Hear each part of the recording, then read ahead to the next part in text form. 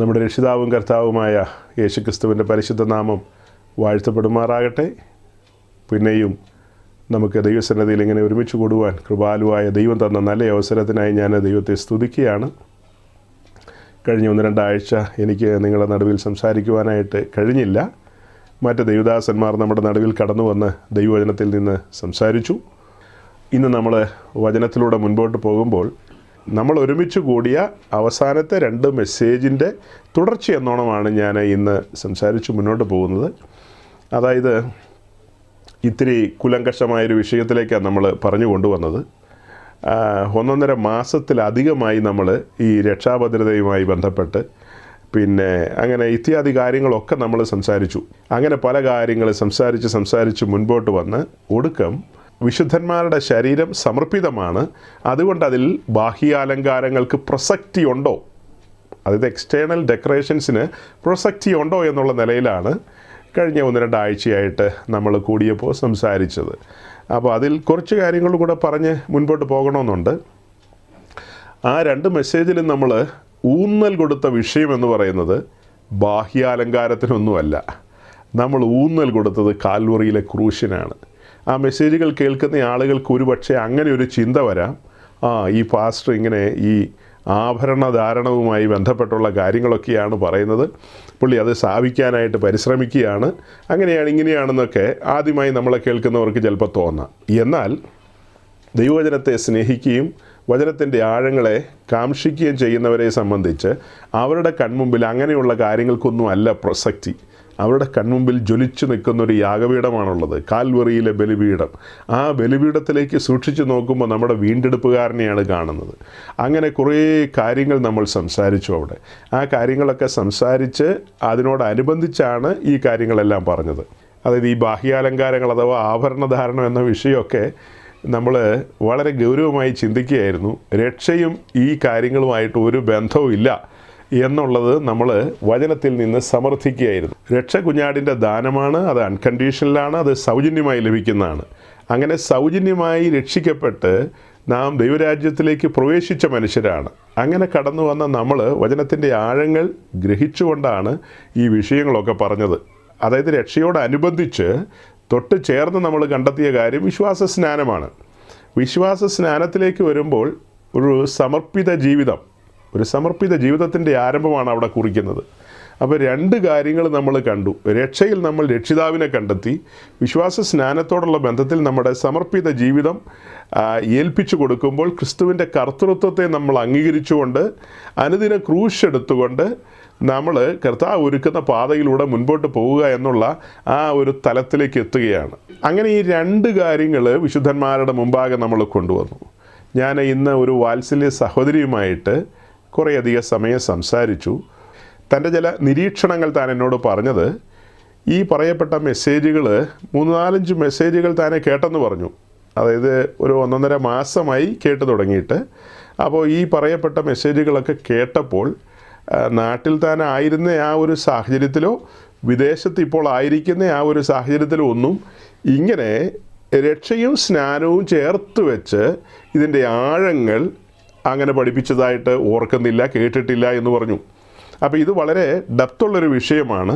ചുമ്മാ നമ്മളങ്ങ് സ്ഥാപിക്കുകയല്ല, വചനത്തിൻ്റെ പിൻബലത്തിലാണ് നമ്മളിത് സ്ഥാപിക്കുന്നത്. അതായത് ചില കാര്യങ്ങളെ ഡെമോൺസ്ട്രേറ്റ് ചെയ്തുകൊണ്ടാണ് ആ വിഷയങ്ങളെ സ്ഥാപിക്കാനായിട്ട് നമ്മൾ പരിശ്രമിച്ചത്. അതായത് ലാസ്റ്റ് നമ്മൾ ഒരുമിച്ച് കൂടിയപ്പോൾ ആ മെസ്സേജിനകത്ത് 2 കാര്യങ്ങൾ സൂചിപ്പിച്ചിരുന്നു. ഈ ബാഹ്യാലങ്കാരങ്ങളുമായി ബന്ധപ്പെട്ട് സംസാരിച്ചു പോയതിൽ 2 കാര്യങ്ങൾ നിങ്ങൾ ഓർക്കുന്നുണ്ടോ ഇല്ലയോ എന്ന് എനിക്കറിയില്ല. അതിലെ ആദ്യത്തെ കാര്യം എന്ന് പറയുന്നത് ലേവ്യ പുസ്തകം 1-ാം അധ്യായത്തിൽ നിന്നാണ് സംസാരിച്ചത്. അതായത് ഒരു ഇസ്രായേലിയൻ ദൈവസന്നിധിയിൽ വഴിപാട് കൊണ്ടുവരുന്നുണ്ടെങ്കിൽ അത് നല്ല മനസ്സോടെ കൊണ്ടുവരണം, നിർബന്ധമില്ല. കൊണ്ടുവരുന്നുണ്ടെങ്കിൽ അതിങ്ങനെ ആയിരിക്കണം. അതായത് വലിയവനായ ദൈവം മുന്നമേ തൻ്റെ ദാസനായ മോശയിലൂടെ കാര്യങ്ങളെ നിഷ്കർഷിച്ചിട്ടുണ്ട്. ഇങ്ങനെ ആയിരിക്കണം എൻ്റെ സന്നിധിയിൽ ഹോമയാഗം കൊണ്ടുവരേണ്ടത്. നിങ്ങൾക്ക് ബോധിച്ചതുപോലെ ഒന്നും കൊണ്ടുവരാൻ കഴിയില്ല. അത് എൻ്റെ ഇഷ്ടത്തിനൊത്തവണ്ണം അല്ലെങ്കിൽ വലിയവനായ ദൈവം കൽപ്പിച്ചതിനൊത്തവണ്ണം അങ്ങനെയാണ് ഹോമയാഗം കൊണ്ടുവരേണ്ടത്. അപ്പോൾ ആ ഒരു ചാപ്റ്ററിൽ നിന്ന് മാത്രമല്ല, അതിൻ്റെ 6-ാം അധ്യായം വരെയുള്ള ഭാഗങ്ങളിൽ നിന്ന് നമ്മൾ ഓടിച്ച് ചില കാര്യങ്ങൾ പറഞ്ഞു. ഇവിടെയൊന്നും നിർബന്ധമില്ല. നിങ്ങൾ ഹോമയാഗം കഴിക്കണമെന്നൊന്നും ആരും നിർബന്ധിക്കുന്നില്ല. അങ്ങനെ ആരെങ്കിലും നിർബന്ധിക്കുന്നുണ്ടോ? ഒന്നുമില്ല. നിങ്ങൾ അങ്ങനെ കഴിക്കണമെന്ന് ആഗ്രഹിച്ച് സൈന്യങ്ങളുടെ ദൈവമായ യഹോവയുടെ സന്നിധിയിലേക്ക് വരികയാണെങ്കിൽ നിങ്ങളെ ഏതെങ്കിലും നരിയോ പുലിയോ പൂച്ചയോ അങ്ങനെ എന്തെങ്കിലും ആയിട്ടൊന്നും വന്നാൽ കാര്യം നടക്കില്ല. അത് ആടോ മാടോ ആയിരിക്കണം. ദൈവസന്നിധിയിലേക്ക് കടന്നു വരുമ്പോൾ അങ്ങനെ ആയിരിക്കണം. അതുമായി ബന്ധപ്പെട്ട അതിൻ്റെ ക്രൈറ്റീരിയകളെല്ലാം 1-ാം അധ്യായത്തിലുണ്ട്. ഹോമയാഗവുമായി ബന്ധപ്പെട്ട് എങ്ങനെയാണ് ഒരു ഇസ്രായേലിയൻ യാഗം കൊണ്ടുവരേണ്ടത് എന്നുള്ള കാര്യം അവിടെയുണ്ട്. ആ കാര്യം വളരെ ഗൗരവമായി നമ്മൾ ചിന്തിച്ചു. തുടർന്ന് ആ മെസ്സേജ് അവസാനിക്കാൻ പോയപ്പോൾ സമയക്കുറവുണ്ടായിരുന്നു എങ്കിലും ഓടിച്ചു പറഞ്ഞൊരു കാര്യമാണ് ലേവ്യ പുസ്തകം 2-ാം അധ്യായത്തിൽ നിന്ന് ഭോജനയാഗവുമായി ബന്ധപ്പെട്ട് കുറേ കാര്യങ്ങൾ അവിടെ പറയുന്നുണ്ട്. എന്നാൽ അതിൻ്റെ ഏറ്റവും ഒടുവിൽ 14-ാം വാക്യം മുതൽ ആ പാരഗ്രാഫ്, ഒരു കൊച്ചു പാരഗ്രാഫാണ്, അത് തീരുന്ന ആ ഭാഗത്ത് അവിടെ എഴുതിയിരിക്കുന്നത്, അതായത് നിങ്ങൾ ഭോജനയാഗം അർപ്പിക്കുന്നത് ആദ്യ ഫലത്തിൻ്റെ ഭോജനയാഗമായിട്ടാണ് കൊണ്ടുവരുന്നതെങ്കിൽ അതിങ്ങനെ ആയിരിക്കണം എന്നുള്ള കാര്യം പറഞ്ഞു. അപ്പോൾ ആ കാര്യം വിശദീകരിച്ചപ്പോൾ ആദ്യഫലവും ആദ്യഫലക്കറ്റയുമായി ബന്ധപ്പെടുത്തി നമ്മുടെ കർത്താവായ യേശുക്രിസ്തുവിൻ്റെ ലൈഫ് നമ്മളവിടെ കണക്ട് ചെയ്ത് സംസാരിച്ചു. നമ്മുടെ കർത്താവായ യേശുക്രിസ്തുവിൻ്റെ ലൈഫുമായി ബന്ധപ്പെടുത്തിയാണ് അവിടെ സംസാരിച്ചത്. ആ കാര്യങ്ങളെ നമ്മൾ പറഞ്ഞ് അവസാനിപ്പിച്ച് സെക്കരിയാവിൻ്റെ പുസ്തകത്തിലൊരു വാക്യവുമായി കണക്ട് ചെയ്താണ്. അപ്പോൾ അതിൽ നിന്നൊക്കെ വിശുദ്ധന്മാരെന്താ മനസ്സിലാക്കേണ്ടത്? നമ്മുടെ കർത്താവായ യേശുക്രിസ്തു ഈ ഭൂമിയിലായിരുന്ന സമയത്ത് തൻ്റെ 33 വയസ്സിൽ ഈ ഭൂമിയിൽ എങ്ങനെയായിരുന്നു എന്നുള്ളതാണ് ഭോജനയാഗം എന്നുള്ളൊരു വിഷയം നമുക്ക് തുറന്നു കിട്ടുന്നത്. ഹോമയാഗം എന്നുള്ള വിഷയം എങ്ങനെയാണ് പഠിച്ചത്? തൻ്റെ ക്രൂശിലെ മരണവും അനുസരണവും ഒക്കെയാണ് ഹോമയാഗത്തിൽ നമ്മൾ കാണുന്നത്. അതേസമയം ഭോജനയാഗം എന്ന് പറയുന്നത് തൻ്റെ ഇഹലോക ജീവിതത്തെയാണ് കാണിക്കുന്നത്. ഇഹലോക ജീവിതത്തോടുള്ള ബന്ധത്തിൽ യെശയ്യാവ് 53 നമ്മുടെ മുമ്പിലുണ്ട്. യെശയ്യാവ് 53 നോക്കുമ്പോൾ കാണുന്നത് അവന് രൂപഗുണമില്ല, കോമളത്വമില്ല, കണ്ടാൽ ആഗ്രഹിക്കത്തക്ക സൗന്ദര്യവുമില്ല എന്ന കാര്യങ്ങളാണ് അവിടെ എഴുതിയിരിക്കുന്നത്. അവൻ വരണ്ട നിലത്ത് ഇളയ തൈ പോലെ വളർന്നു വരികയാണ്. അത് കഴിഞ്ഞിട്ടാണ് ഈ കാര്യങ്ങളെ പറയുന്നത്. അപ്പോൾ അതിനോടനുബന്ധിച്ച് എനിക്ക് പലപ്പോഴും നേരിടേണ്ടി വന്നിട്ടുള്ള ചില ചോദ്യങ്ങളാണ്. യെശയ്യാവ് കണ്ട കാഴ്ചയിൽ നമ്മുടെ കർത്താവ് യേശുക്രിസ്തു ക്രൂശിൽ കിടക്കുമ്പോൾ അടികൊണ്ട് തകർന്ന് തരിപ്പണമായി കിടക്കുന്ന ആ കാഴ്ച വെച്ചിട്ടല്ലേ അവന് രൂപഗുണമില്ല, കോമളത്വമില്ല, കണ്ടാൽ ആഗ്രഹിക്കത്തക്ക സൗന്ദര്യമില്ല എന്ന് പറയാനിടയായത് എന്നാണ് പലരും ചോദിക്കാറ്. അപ്പം ഞാൻ വാത്സല്യ സഹോദരങ്ങളോട് പറയാറുള്ളത് അങ്ങനെയല്ല. ക്രൂശിലെ ആ ഒരു നിമിഷങ്ങൾ മാത്രമല്ല, മറിച്ച് തൻ്റെ എൻറ്റയർ ലൈഫ്, മറിച്ച് തൻ്റെ മുഴു ജീവിതത്തെയുമാണ് അത് റെപ്രസെൻ്റ് ചെയ്യുന്നത്. അതിനോട് കണക്ട് ചെയ്ത് അതിനെ സ്ഥാപിക്കാൻ പാകത്തിന് നമ്മൾ കൊണ്ടുവരുന്ന സബ്ജക്റ്റാണ് സമാഗമന കൂടാരവുമായി ബന്ധപ്പെടുത്തിയ പഠനം. സമാഗമന കൂടാരവുമായി ബന്ധപ്പെടുത്തിയ പഠനവും എങ്ങനെയാണ് നമ്മൾ കേട്ടിരിക്കുന്നത്? അതായത് സമാഗമന കൂടാരം എന്ന് പറയുന്ന ആ കൂടാരത്തെ കണ്ടുകൊണ്ട് കോരഹപുത്രന്മാർ പറഞ്ഞു, സൈന്യങ്ങളുടെ ദൈവമായ യഹോവേ, നിന്റെ തിരുനിവാസം എത്ര മനോഹരമെന്ന് അവർ പറഞ്ഞു. നമ്മൾ അതിൻ്റെ വിശദീകരണങ്ങളൊക്കെ പറഞ്ഞിട്ടുള്ള ആളുകളാണ്. കൂടാരത്തെ കണ്ടു കഴിഞ്ഞാൽ ഒരു മനോഹരത്വവും ഇല്ല, യാതൊരു മനോഹരത്വവും ഇല്ല. ദൂരെ നിന്ന് നോക്കി കാണുന്ന ഒരാളെ സംബന്ധിച്ച് ദീർഘചതുരാകൃതിയിലുള്ള കറുപ്പ് കളറിലുള്ളൊരു മൂടുശീലയിട്ട്, അതായത് തകശുതോലും കൊണ്ടുള്ളൊരു മൂടുശീലയിട്ട് മൂടിയിട്ടിരിക്കുന്നൊരു കാഴ്ചയാണ് അകലെ നിന്ന് നോക്കി കാണുന്ന ഒരു മനുഷ്യന് കാണാൻ കഴിയുന്നത്. അത് കാണുമ്പോൾ യാതൊരു ഭംഗിയില്ല, കോമളത്വമില്ല, രൂപഗുണമില്ല, ആഗ്രഹിക്കത്തക്കതായ ഒന്നുമില്ല അതിനകത്ത്. ഇതിനോടനുബന്ധിച്ച് നമ്മളൊരു പാട്ടും കൂടെ പാടി. സഹോദരി ചീന ഒരു പാട്ടന്നേരം പാടി. അതായത് ദുഃഖത്തിൻ്റെ പാനപാത്രം എന്നുള്ള ആ ഒരു പാട്ടിൻ്റെ ആദ്യത്തെ ഒരു 3 സ്റ്റാൻസ കഴിഞ്ഞാൽ, 3ആണോ 2ആണോ, അത് കഴിഞ്ഞു കഴിഞ്ഞാൽ പിന്നീട് മുഴുവനും സമാഗമന കൂടാരവുമായി ബന്ധപ്പെട്ടാണ് അതിൻ്റെ ഓരോ സ്റ്റാൻസയും മുന്നോട്ട് പോകുന്നത്. അങ്ങനെ താഴേക്ക് പറഞ്ഞു വരുമ്പോഴാണ് നമ്മൾ കാണുന്നത് ജീവനത്തിൻ വമ്പ് വേണ്ട, കാഴ്ചയുടെ ശോഭ വേണ്ട, കൂടാരത്തിൻ മൂടി പോലെ ക്രൂശിൻ നിറം മാത്രം മതിയെന്ന് സാധു കൊച്ചുകുഞ്ഞുദേശി എഴുതി വെച്ചത്. പഴയകാലത്തെ ഭക്തന്മാരൊക്കെ ഈ കാര്യങ്ങളൊക്കെ ആത്മാവിൽ കണ്ടുകൊണ്ട് എഴുതി വയ്ക്കുക മാത്രമല്ല, അവരുടെ ജീവിതത്തിൽ അവരൊക്കെ പകർത്തിയ മനുഷ്യരാണ് ആ കാലഘട്ടങ്ങളിൽ. അതാണ് മലയാളക്കരയിൽ പെന്തക്കോസ്ത് മൂവ്മെൻ്റ് ആരംഭിച്ച കാലഘട്ടത്തിൽ വചനത്തിൻ്റെ വെളിപ്പാടുകളാൽ സമ്പന്നമായിരുന്നു. അങ്ങനെ ആ സമർപ്പിതമായ ഒരു അനുഭവത്തിലൂടെ കടന്നു വന്നൊരു സമൂഹമാണ്. ഇന്ന് ആ സമൂഹത്തെ തൽപര കക്ഷികൾ തകർക്കാനായിട്ട്, അവരുടെ ഉരുത് തെറ്റിക്കാനായിട്ട് പരിശ്രമിച്ചുകൊണ്ടിരിക്കുകയാണ്. അതുകൊണ്ടാണ് കഴിഞ്ഞ 1.5-2 മാസമായി നമ്മൾ അങ്ങനെയുള്ള ഉപദേശങ്ങളെ, നുഴഞ്ഞു കയറി വന്നിരിക്കുന്ന നുഴഞ്ഞു കയറ്റക്കാരെ, അത്തരത്തിലുള്ള ആശയങ്ങളെ, ഉപദേശങ്ങളെ ഖണ്ഡിക്കുമാറ് ദൈവത്തിൻ്റെ വചനത്തിൽ നിന്ന് സംസാരിക്കാനിടയായത്. അത്തരക്കാരൊക്കെ പെന്തക്കോസ്തുകാർ കഴിഞ്ഞ കാലങ്ങളിൽ അനുഭവിച്ചതും ആർജിച്ചെടുത്തതുമായ കാര്യങ്ങളെ മറിച്ച് കളയുവാനായിട്ട് നിതാന്തമായ പരിശ്രമത്തിൽ ഏർപ്പെട്ടിരിക്കുകയാണ്. ഇവരെല്ലാം മണ്ടന്മാരാണ്. ഇവർ ഈ മലയാളികളായ പെന്തക്കോസ്തുകാരെ ഏതാണ്ടൊക്കെ ഇങ്ങനെ കണ്ടുപിടിച്ചിട്ടുണ്ട്.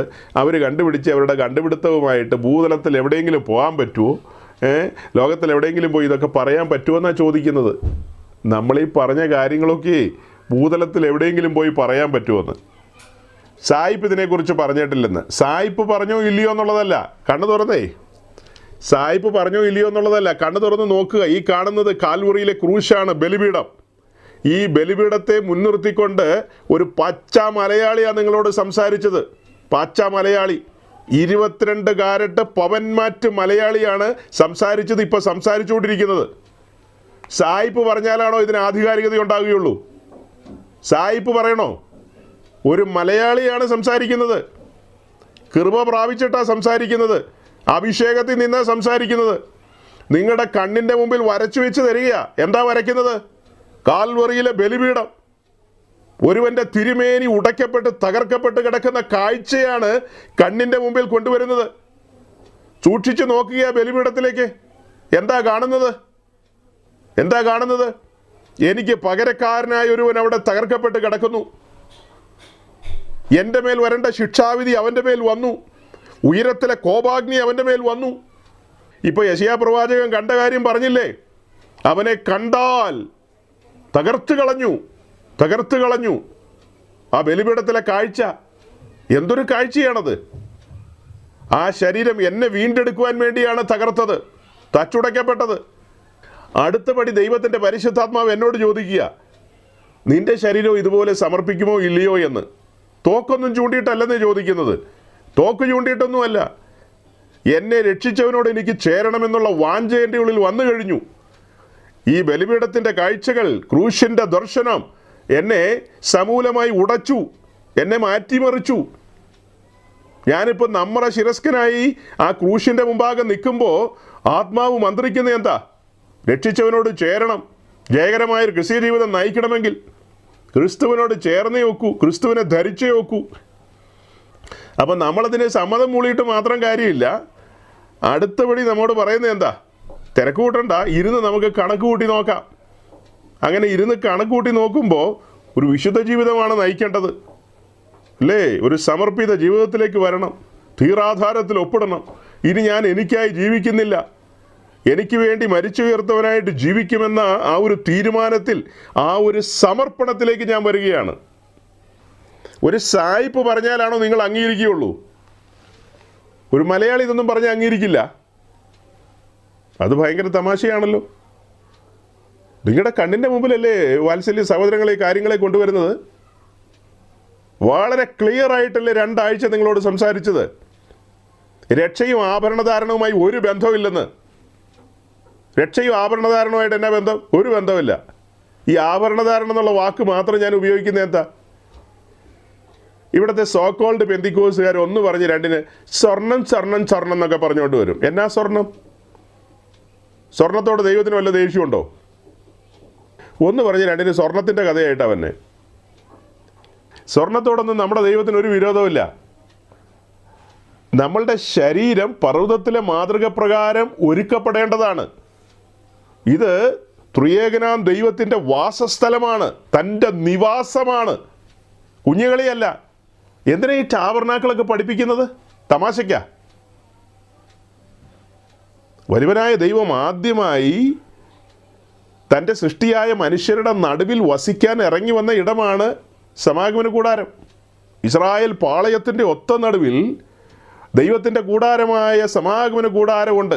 അവിടെയാണ് ദൈവസാന്നിധ്യം.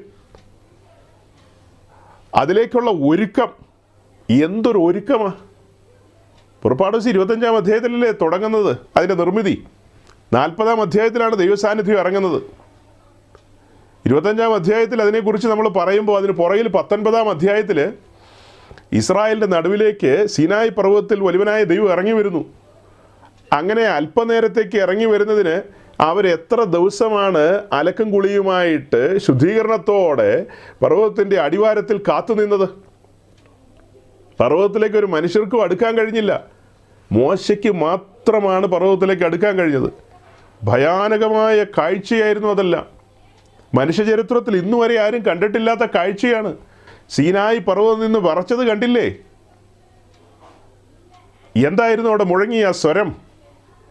അതെല്ലാം കഴിഞ്ഞിട്ടാണ് ഈ സമാഗമന കൂടാരം എന്ന് പറയുന്ന ടാബർനാക്കിളിലേക്ക് അഥവാ തിരുനിവാസത്തിലേക്ക് തേജോമയനായ ദൈവത്തിൻ്റെ മഹത്വം ഇറങ്ങി വരുന്നത്. അത് കഴിഞ്ഞിട്ട് നമ്മൾ പഠിച്ചു യെരുശലേം ദൈവാലയത്തിൽ ദൈവത്തിൻ്റെ സാന്നിധ്യം ഇറങ്ങുന്നത്. അവിടെ കൊണ്ട് അവസാനിച്ചില്ല. അവിടുത്തെ തിരശ്ശീലയൊക്കെ ചിന്തിപ്പോയി. കാര്യങ്ങളെയെല്ലാം ദൈവം മാറ്റിമറിച്ചു. പുതിയ ഉടമ്പടി സ്ഥാപിച്ചു.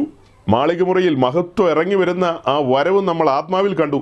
കൂടിയിരുന്ന 120 പേരുടെ മേലേക്ക്. മാളികമുറിയിലല്ല കേട്ടോ ദൈവത്തിൻ്റെ സാന്നിധ്യം ഇറങ്ങിയത്. നമ്മൾ പറയുമ്പോൾ അങ്ങനെ പറയുന്നേ ഉള്ളൂ. മാളികമുറിയിൽ കൂടിയിരുന്ന 120 പേരുടെ മേൽ ദൈവത്തിൻ്റെ മഹത്വം ഇറങ്ങി വന്നു. തേജോമയനായ ദൈവം അവരിൽ വാസം ചെയ്തുകൊണ്ട് 120 മന്ദിരങ്ങൾ. അതിന് പിന്നിലേക്ക് നോക്കിയാൽ 50 ദിവസം പിന്നിലേക്ക് നോക്കിയാൽ നമ്മൾ കാണുന്ന കാഴ്ച എന്താ? യെരുശലേം ദൈവാലയം ദൈവത്തിൻ്റെ സാന്നിധ്യമുള്ള അല്ലെങ്കിൽ ദൈവത്തിൻ്റെ മഹത്വമുള്ള ദൈവാലയം. ഇപ്പോൾ ഇതാ തിരഞ്ഞെടുക്കപ്പെട്ട 120 മന്ദിരങ്ങളെ ദൈവം സജ്ജമാക്കിയിരിക്കുകയാണ്. തൻ്റെ സാന്നിധ്യം കൊണ്ട് നിറച്ചിരിക്കുകയാണ്. അവിടം മുതൽ ഇവിടം വരെ ഗൗരവമായൊരു പഠനമല്ലേ ഇത്? ഗൗരവമായൊരു പഠനമല്ലേ? സമാഗമന കൂടാരത്തിലോ സീനായി പർവ്വതത്തിലോ ഇറങ്ങി അതേ ദൈവം തന്നെയല്ലേ ഇന്ന് നാം ആകുന്ന കൂടാരത്തിലേക്ക് ഇറങ്ങി വരുന്നത്. അതുകൊണ്ടാണ് അടിവരയിട്ട് പറയുന്നത് ഇത് പർവ്വതത്തിലെ മാതൃക പ്രകാരം ആയിരിക്കണം. എനിക്ക് നിനക്കും ബോധിച്ചതുപോലെയൊന്നും ഇത് കൈകാര്യം ചെയ്യാൻ പറ്റില്ല. വ്യക്തമായ നിഷ്കർഷകളുണ്ട് ഇതിനകത്ത്. ആ നിഷ്കർഷയ്ക്ക് അനുസരിച്ച് മുന്നോട്ട് പോകണം. തമാശയ്ക്കല്ല റോമാലേഖനം 12-ാം അധ്യായത്തിൻ്റെ ആദ്യത്തെ വാക്യങ്ങളിൽ നിൻ്റെ ശരീരത്തെ ഒരു യാഗമായി സമർപ്പിക്കണമെന്ന് പറഞ്ഞത്. അത്യുന്നതനായ ദൈവത്തിന് പ്രസാദകരമായ ഒരു യാഗമായി നമ്മെ തന്നെ സമർപ്പിക്കണം. അതുകൊണ്ടാണ് ഇരുന്ന് കണക്കൂട്ടി നോക്കണമെന്ന് പറഞ്ഞത്. ചുമ്മാ ചാടിക്കേറി അയ്യോ ദേ ഞാൻ എടുത്ത് ചാടിയിരിക്കുന്നു പാസ്റ്ററെ ഒന്ന് ചുമ്മാ തലേ കൈ വെച്ചോട്ടെന്ന് പറഞ്ഞേരെ, മരണപര്യന്തം വിശ്വസ്തനായിരിക്കാമെന്നൊന്ന് പറഞ്ഞേരെ. അത് ചുമ്മാ പറയാനുള്ളത്, അങ്ങനെ ചുമ്മാ പറയാനുള്ളതാണോ അത്? അങ്ങനെ തമാശയ്ക്ക് പറയാനുള്ള വാക്കുകളൊന്നും അല്ലെന്നേ അത്. അതീവ ഗൗരവത്തോടെ ഉത്തമ ബോധ്യത്തോടെ വേണം ഇറങ്ങി വരാനായിട്ട്. രക്ഷയുടെ സന്തോഷമാണ് നമ്മെ ആ സ്നാനത്തിലേക്ക് നയിക്കേണ്ടത്. ഇത് സായിപ്പ് പറഞ്ഞാലാണോ അംഗീകരിക്കുള്ളൂ? മദാമ തലയാട്ടിക്കഴിഞ്ഞാൽ ഞാൻ അംഗീകരിക്കാം. അതെന്താ നീ സായിപ്പിനെയും മദാമേനെയും കൂട്ടുന്നേ? എനിക്ക് മനസ്സിലാകാത്ത കാര്യം, ഇതിനൊക്കെ സായിപ്പിനെയും മദാമേനെയും കൂട്ടുപിടിക്കുന്ന എന്തിനാ? നിങ്ങൾ ഒന്ന് പറഞ്ഞ് രണ്ടിന് മലയാളക്കരയിലല്ലാതെ ലോകത്തിൽ 193 രാജ്യങ്ങളിൽ എവിടെയെല്ലാം ഇങ്ങനെയൊക്കെ പറയുമെന്ന് ചോദിച്ചാൽ അതൊന്നും അറിയേണ്ട കാര്യം എനിക്കില്ല. ലോകത്തിലെ 193 രാജ്യങ്ങളിൽ ഇത് പറയുന്നുണ്ടോ ഇല്ലയോ എന്ന് ചോദിച്ചു കഴിഞ്ഞാൽ അതിനൊന്നും ഉത്തരം തരേണ്ട കാര്യമില്ല. ഉത്തരമൊക്കെ ഉണ്ട് കയ്യിൽ, ഉത്തരം തരേണ്ട കാര്യമില്ലെന്നേ. നിങ്ങളുടെ കണ്ണിൻ്റെ മുമ്പിലാണ് കൊണ്ടുവന്നിരിക്കുന്നത്. നിങ്ങൾക്കിത് മറിച്ച് സ്ഥാപിക്കാനായിട്ടേ, മറിച്ചെന്ന് ഉദ്ദേശിച്ചത് നിങ്ങൾ ഈ പറയുന്ന രീതിയിൽ സ്ഥാപിക്കാമെങ്കിൽ സ്ഥാപിക്ക്. ചോദിക്കുന്ന ചോദ്യമാണ് അങ്ങനെ ബാഹ്യാലങ്കാരങ്ങൾ പാടില്ല എന്നൊരു വാക്യമുണ്ടോ എന്നാണ് ചോദിക്കുന്നത്. ഇങ്ങനെ ധരിക്കാൻ പാടില്ല എന്ന്. ഞാനും തിരിച്ച് ചോദിക്കുന്ന ചോദ്യം ഇങ്ങനെയാണ്. താങ്കളുടെ ഭാര്യയെ ഈ തട്ടാൻ്റെ അടുത്ത് കൊണ്ടുപോയി കാത് കുത്തിക്കാൻ അതിന് എവിടെയാണ് വചനം? അങ്ങനെ വചനമുണ്ടോ? ആരുടെ കാര്യം പറഞ്ഞേ? 30 വർഷത്തെ ശുശ്രൂഷയുണ്ടായിരുന്ന മധ്യ കേരളത്തിലെ പാസ്റ്ററുടെ പെമ്പിള, 50-60 വയസ്സ് കാണും. ഇപ്പോൾ തട്ടാൻ്റെ അടുത്ത് പോയി നിന്ന് കാതും കുത്തി മൊത്തത്തിൽ ഇങ്ങനെ ഇട്ടിരിക്കുകയാണ്. അതിന് പുള്ളിക്കാരിയെ പ്രചോദിപ്പിച്ചത് രക്ഷാഭദ്രതക്കാരനായ ഉപദേശിയുടെ പ്രസംഗങ്ങൾ. അത് കേട്ട് തന്നെ കോൾമയിൽ കൊണ്ടു. ഭദ്രതക്കാരൻ പറയുന്ന അങ്ങനെ വാക്യമില്ല. കൂട്ടുകാരനെ തന്നെ പോലെ തന്നെ സ്നേഹിക്കണമെന്നൊരു വാക്യം മാത്രമേ ബൈബിളിലുള്ളൂ. ഇങ്ങനെയുള്ള കാര്യങ്ങളൊന്നുമില്ല. ഏത് തട്ടാനും ജീവിച്ചു പോകണ്ടെന്നാണ് പുള്ളി ചോദിക്കുന്നത്. അതുകൊണ്ട് പുള്ളിക്കാരി എന്ത് ചെയ്തു? ശാരോനോ മറ്റോ എങ്ങാണ്ടാന്ന് തോന്നുന്നു, എന്തു ആകട്ടെ, 30 കൊല്ലം ഇങ്ങനെ നടന്നതാ. 30 കൊല്ലം അങ്ങനൊരു സമർപ്പണത്തിലൊന്നും ആയിരിക്കില്ലെന്നേ അവർ. സമർപ്പണത്തിലാണെങ്കിൽ ഒരു ഭദ്രതക്കാരൻ വന്ന് ഇങ്ങനെ പറയുമ്പോഴത്തേക്ക് ഇളകിപ്പോവോ? ഇവരൊന്നും വചനത്തിൻ്റെ ആഴം കേട്ടിട്ടില്ല, ക്രൂശിൻ്റെ ദർശനം പ്രാപിച്ചിട്ടില്ല. ഈ വെളിപ്പാടുകൾ ഈ ഒരു തലത്തിൽ ഈ ഒരു നിലയിൽ ഇവരൊന്നും കേട്ടിട്ടില്ല.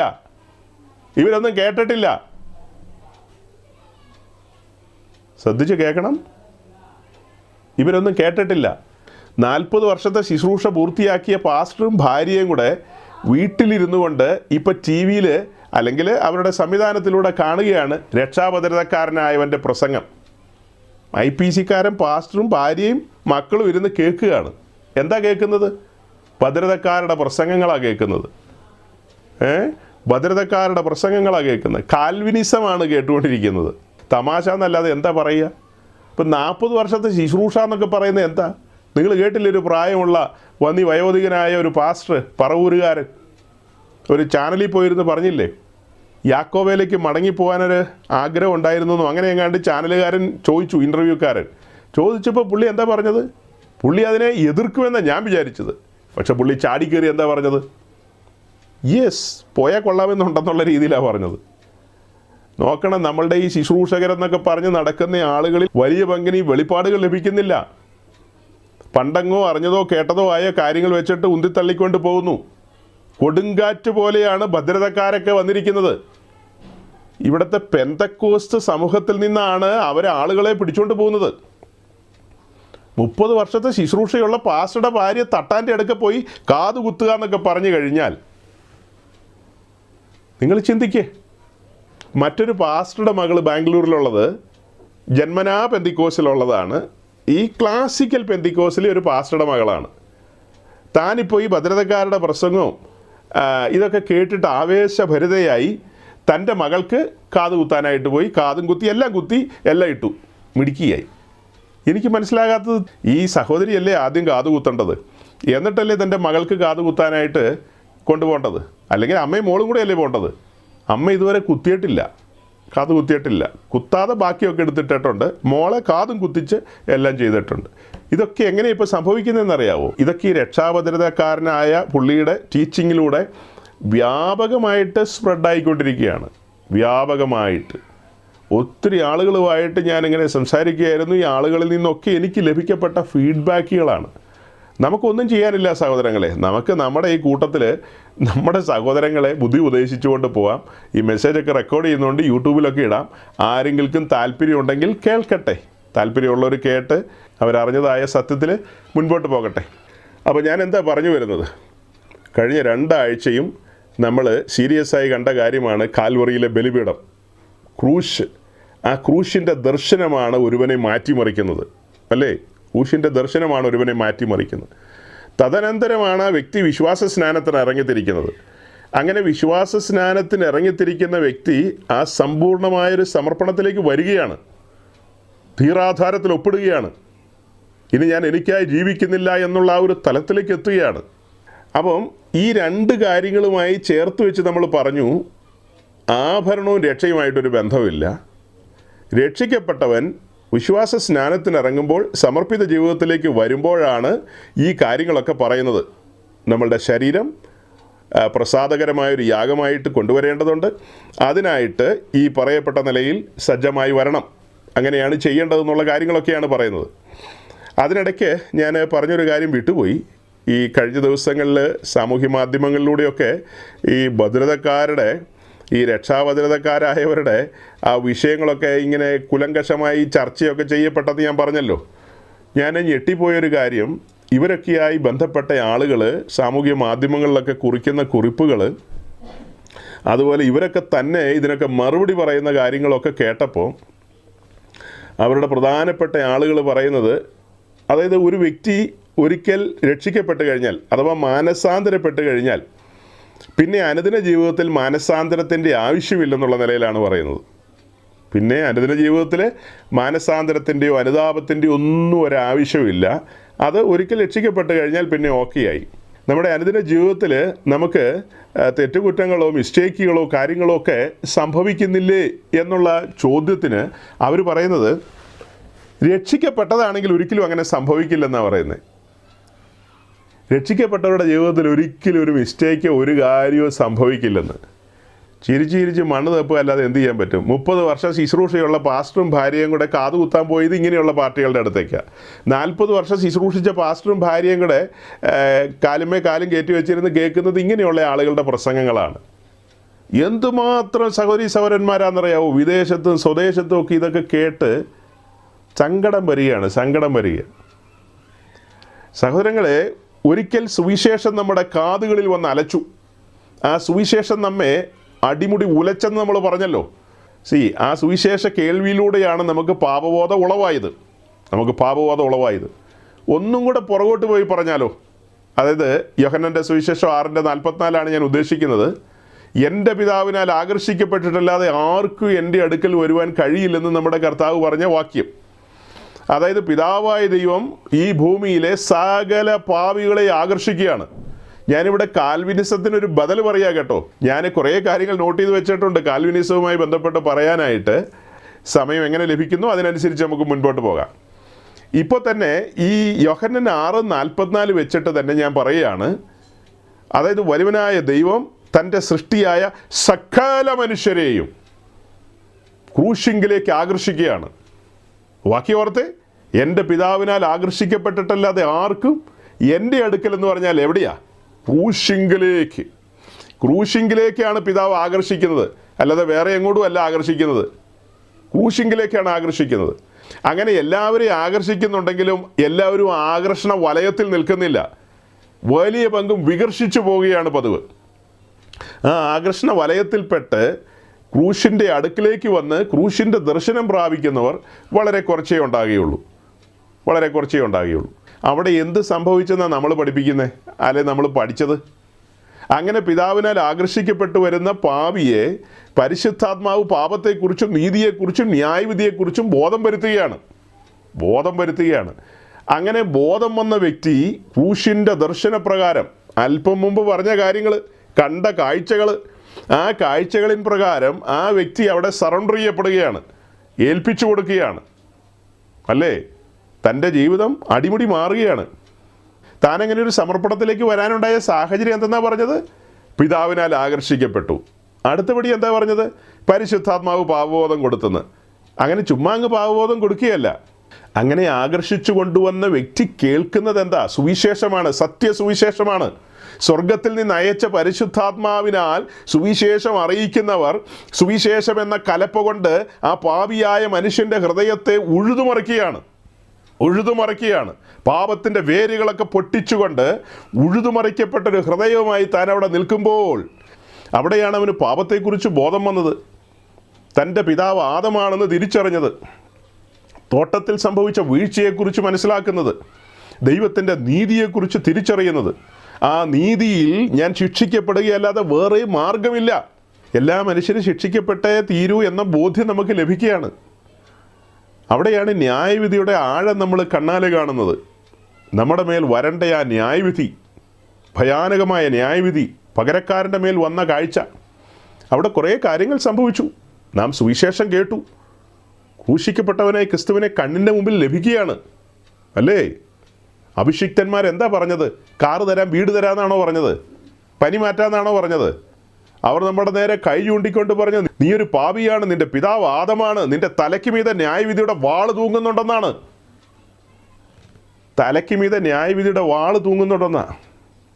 ഈ കഴിഞ്ഞ ദിവസങ്ങളിൽ കുറേ സഹോദരങ്ങൾ എന്നെ വിളിച്ചു, സംസാരിച്ചു. അപ്പോൾ അവരെല്ലാം സംസാരിച്ചു വരുമ്പോൾ അവരൊക്കെ ആയിരിക്കുന്ന ഇടങ്ങളിൽ ശരിയായ വചനമോ ശരിയായ ഒരു നടത്തിപ്പൊന്നും അല്ല. അവിടെയല്ല ഈ ഭൗതികവും നേരം പോക്കും ലോകകാര്യവും ഒക്കെയാണ് പറയുന്നത്. പക്ഷേ ഈ പ്രസംഗങ്ങളൊക്കെ കേട്ട് കഴിഞ്ഞപ്പോൾ ഒരു സന്തോഷം തോന്നി, അതുകൊണ്ടാണ് വിളിച്ചത്. അപ്പോൾ അങ്ങനെ പറഞ്ഞു വരുമ്പോൾ ഞാൻ സൂക്ഷ്മമായി ശ്രദ്ധിച്ചു ഈ സംസാരിക്കുന്ന ആളുകളെ, അകത്തേക്ക് ടോർച്ചടിച്ച് നോക്കിയെന്ന്. അപ്പോൾ അവരെല്ലാം ഉത്കണ്ഠാകുലരാണ് പല കാര്യത്തിലും. മോളുടെ കാര്യത്തിൽ ഉത്കണ്ഠയുണ്ട്. എന്താണെന്ന് വെച്ചാൽ നല്ലൊരു ഫെലോഷിപ്പ് ഉടനെ ലഭിക്കണം. കാരണം മോളെ കെട്ടിക്കാൻ നേരത്ത് ഒരു പാസ്റ്ററും 5-6 ആൾക്കാരെ ഇടത്തും വലത്തും നിൽക്കാൻ വേണമല്ലോ. പിന്നെ മോൻ്റെ കാര്യത്തിലും ചിലരൊക്കെ ഉത്കണ്ഠാകുലരാണ്. മോനും കല്യാണപ്രായമായിന്നേ, 25, 26, 27 മുക്കാൽ വരെയായി. അപ്പോൾ അതിന് നല്ല പാസ്റ്റർ വേണ്ടേ? വെളുത്ത് തുടുത്ത് ഓറഞ്ച് കവിളൊക്കെ ഉള്ളൊരു പാസ്റ്റർ വേണം. പാസ്റ്റർ നല്ല കറുത്ത പാൻറ്റും വെളുത്ത ഷർട്ടും ഒക്കെ ഇട്ടത് എവിടെ കിട്ടും എന്നാണ് ചോദിക്കുന്നത്. നല്ലത് വേണമെന്ന്.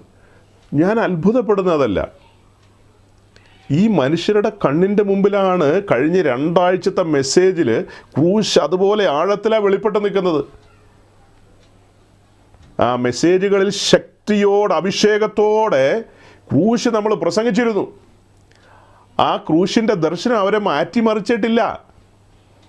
ഒരു അറിവ് മാത്രമായിട്ടാണ് അവരിതൊക്കെ എടുക്കുന്നത്. വലിയ കുഴപ്പമില്ലാത്ത പാസ്റ്ററാണെന്നാണ് തോന്നുന്നത് ഇങ്ങേരുന്ന്. ഒരാൾ എന്നോട് ചോദിക്കുകയും ചെയ്തു, പാസ്റ്റർ ഞങ്ങൾ ഒത്തിരി ഇടങ്ങളിൽ പോയി, എല്ലാം കുഴപ്പക്കാരാണ്, എല്ലാം അപകടകാരികളാണ്, പാസ്റ്ററും കുഴപ്പക്കാരനാണോന്ന് എന്നോട് ചോദിച്ചു കഴിഞ്ഞ ദിവസം. ഞാനിപ്പോൾ എന്ത് പറയാനാ സഹോദരി എന്ന് പറഞ്ഞു. ഞാനിപ്പോൾ കുഴപ്പക്കാരനാണോന്ന് ഞാൻ തന്നെ എങ്ങനെ സർട്ടിഫൈ ചെയ്യും? ഞാൻ നല്ലതാണോ അങ്ങനെ എന്തെങ്കിലുമൊക്കെ പറഞ്ഞിട്ടുള്ള കാര്യമുണ്ടോ? അത് മുൻപോട്ട് പോകുമ്പോൾ നിങ്ങൾ വചനത്തിൽ നിന്നൊക്കെ മനസ്സിലാക്കി എടുക്കുക, അല്ലാതെ ഇപ്പം ഞാൻ എന്നാ പറയാനാ. അവർ കുടുംബമായിട്ട് ചർച്ച ചെയ്തപ്പോഴേ നമ്മൾ ഒത്തിരി കാച്ചവെള്ളത്തിൽ വീണതാണല്ലോ. ഇനി ഇങ്ങേരുടെ പ്രസംഗം കേട്ട് ഇങ്ങേരെ പാത്രേ എന്നൊക്കെ വിളിച്ച് നമ്മൾ നടന്നിട്ട് അവസാനം ഇതും ദുരന്തമായി മാറുമോ എന്നുള്ളതാണ് അവർ പേടിക്കുന്നത്. അപ്പം ഞാനതിന് പറഞ്ഞ ഒറ്റ കാര്യമുള്ളൂ, ഇപ്പോൾ നമ്മൾ കാണുന്ന കാഴ്ച എന്ന് പറയുന്നത് ഈ മനുഷ്യരൊന്നും സുവിശേഷപ്രകാരം ക്രൈസ്റ്റ് സെൻറ്റേഡ് ആകുന്നില്ല, വചനപ്രകാരം അവർ ഒരുങ്ങുന്നില്ല, ക്രിസ്തുവിനോടല്ല ചേരുന്നത്. പകരം ഈ പാസ്റ്റർമാരുടെ എല്ലാം ഒരു ഫാൻസ് അസോസിയേഷൻ ഉണ്ടാക്കി, അയ്യോ ഈ പാസ്റ്റർ അങ്ങനെയൊന്നും പറയില്ലെന്നാണ് പറയുന്നത്. ഒന്നും പറയില്ലെന്ന്. അമേരിക്കയിലുള്ളൊരു സഹോദരിക്ക് നമ്മുടെ ഒരു സഹോദരൻ കഴിഞ്ഞ ദിവസങ്ങളിൽ നമ്മുടെ ഒരു മെസ്സേജ്, 1 2 എനിക്കറിയില്ല, എത്രയോ മെസ്സേജ് അയച്ചു കൊടുത്തു. രക്ഷാഭദ്രതക്കാരൻ്റെ സ്ഥിരം പ്രസംഗം കേട്ടുകൊണ്ടിരിക്കുന്ന സഹോദരിയാണ്. അപ്പോൾ അമേരിക്കക്കാരി കൊച്ചമ്മ നമ്മുടെ പ്രസംഗത്തിൻ്റെ ഒരു ഇത്തിരി ഭാഗം കേട്ട് കഴിഞ്ഞപ്പോൾ പുള്ളിക്കാരി പറഞ്ഞു, കുറ്റം പറയുന്നതാ, ഞാൻ കേൾക്കില്ലെന്ന് പറഞ്ഞു. ശരി, കേൾക്കണ്ട, മടക്കി വെച്ചേരെ. ഇപ്പോൾ കേട്ടുകൊണ്ടിരിക്കുന്ന ആരുടെയാ? കേട്ടുകൊണ്ടിരിക്കുന്ന ഭദ്രതക്കാരൻ എന്താ കഴിഞ്ഞ ആഴ്ച പറഞ്ഞത്? നമ്മളിവിടെ കാണിച്ചില്ലേ ഒരു പിക്ചർ, TPM ഒരു കൾട്ട് സഭ. അത് കൊള്ളാം, അത് കുറ്റമല്ലേ പറഞ്ഞത്? ലൂസിയാനക്കാരി കൊച്ചമ്മ അത് കേട്ടില്ലേ? കുറ്റമല്ലേ അത്? കർത്താവ് കരങ്ങളിലെടുത്ത് ഉപയോഗിച്ച ദൈവത്തിൻ്റെ അഭിഷിക്തന്മാരെയൊക്കെ ദുരുപദേശകന്മാരെന്നും കൾട്ടെന്നും ഗിൾട്ടെന്നും ഒക്കെ ഈ ഭദ്രതക്കാരൻ പറയുന്നുണ്ടെന്നേ. നിങ്ങൾ ചെവി തുറന്നതൊന്നും കേൾക്കാത്ത എന്താ? ലൂസിയാന കൊച്ചമ്മയോടാണ് ഞാൻ ചോദിക്കുന്നത്.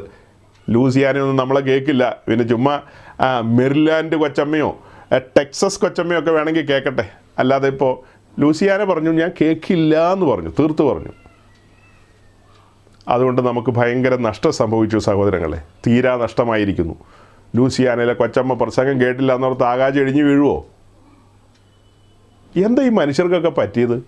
അവരുടെ കണ്ണിൻ്റെ മുമ്പിലല്ലേ വെളിപ്പാടുകൾ തുറന്നു വെക്കുന്നത്, വചനത്തിൻ്റെ ആഴങ്ങളല്ലേ തുറന്നു വെക്കുന്നത്.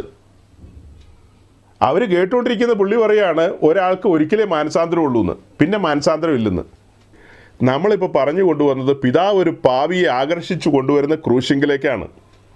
ക്രൂശിങ്കിലേക്ക് അവനെ നയിക്കുന്നത് സുവിശേഷമാണ്. സുവിശേഷം മറനീക്കി കൊണ്ടുവരുന്നത് കാൽവറിയിലെ ബലിപീഠമാണ്.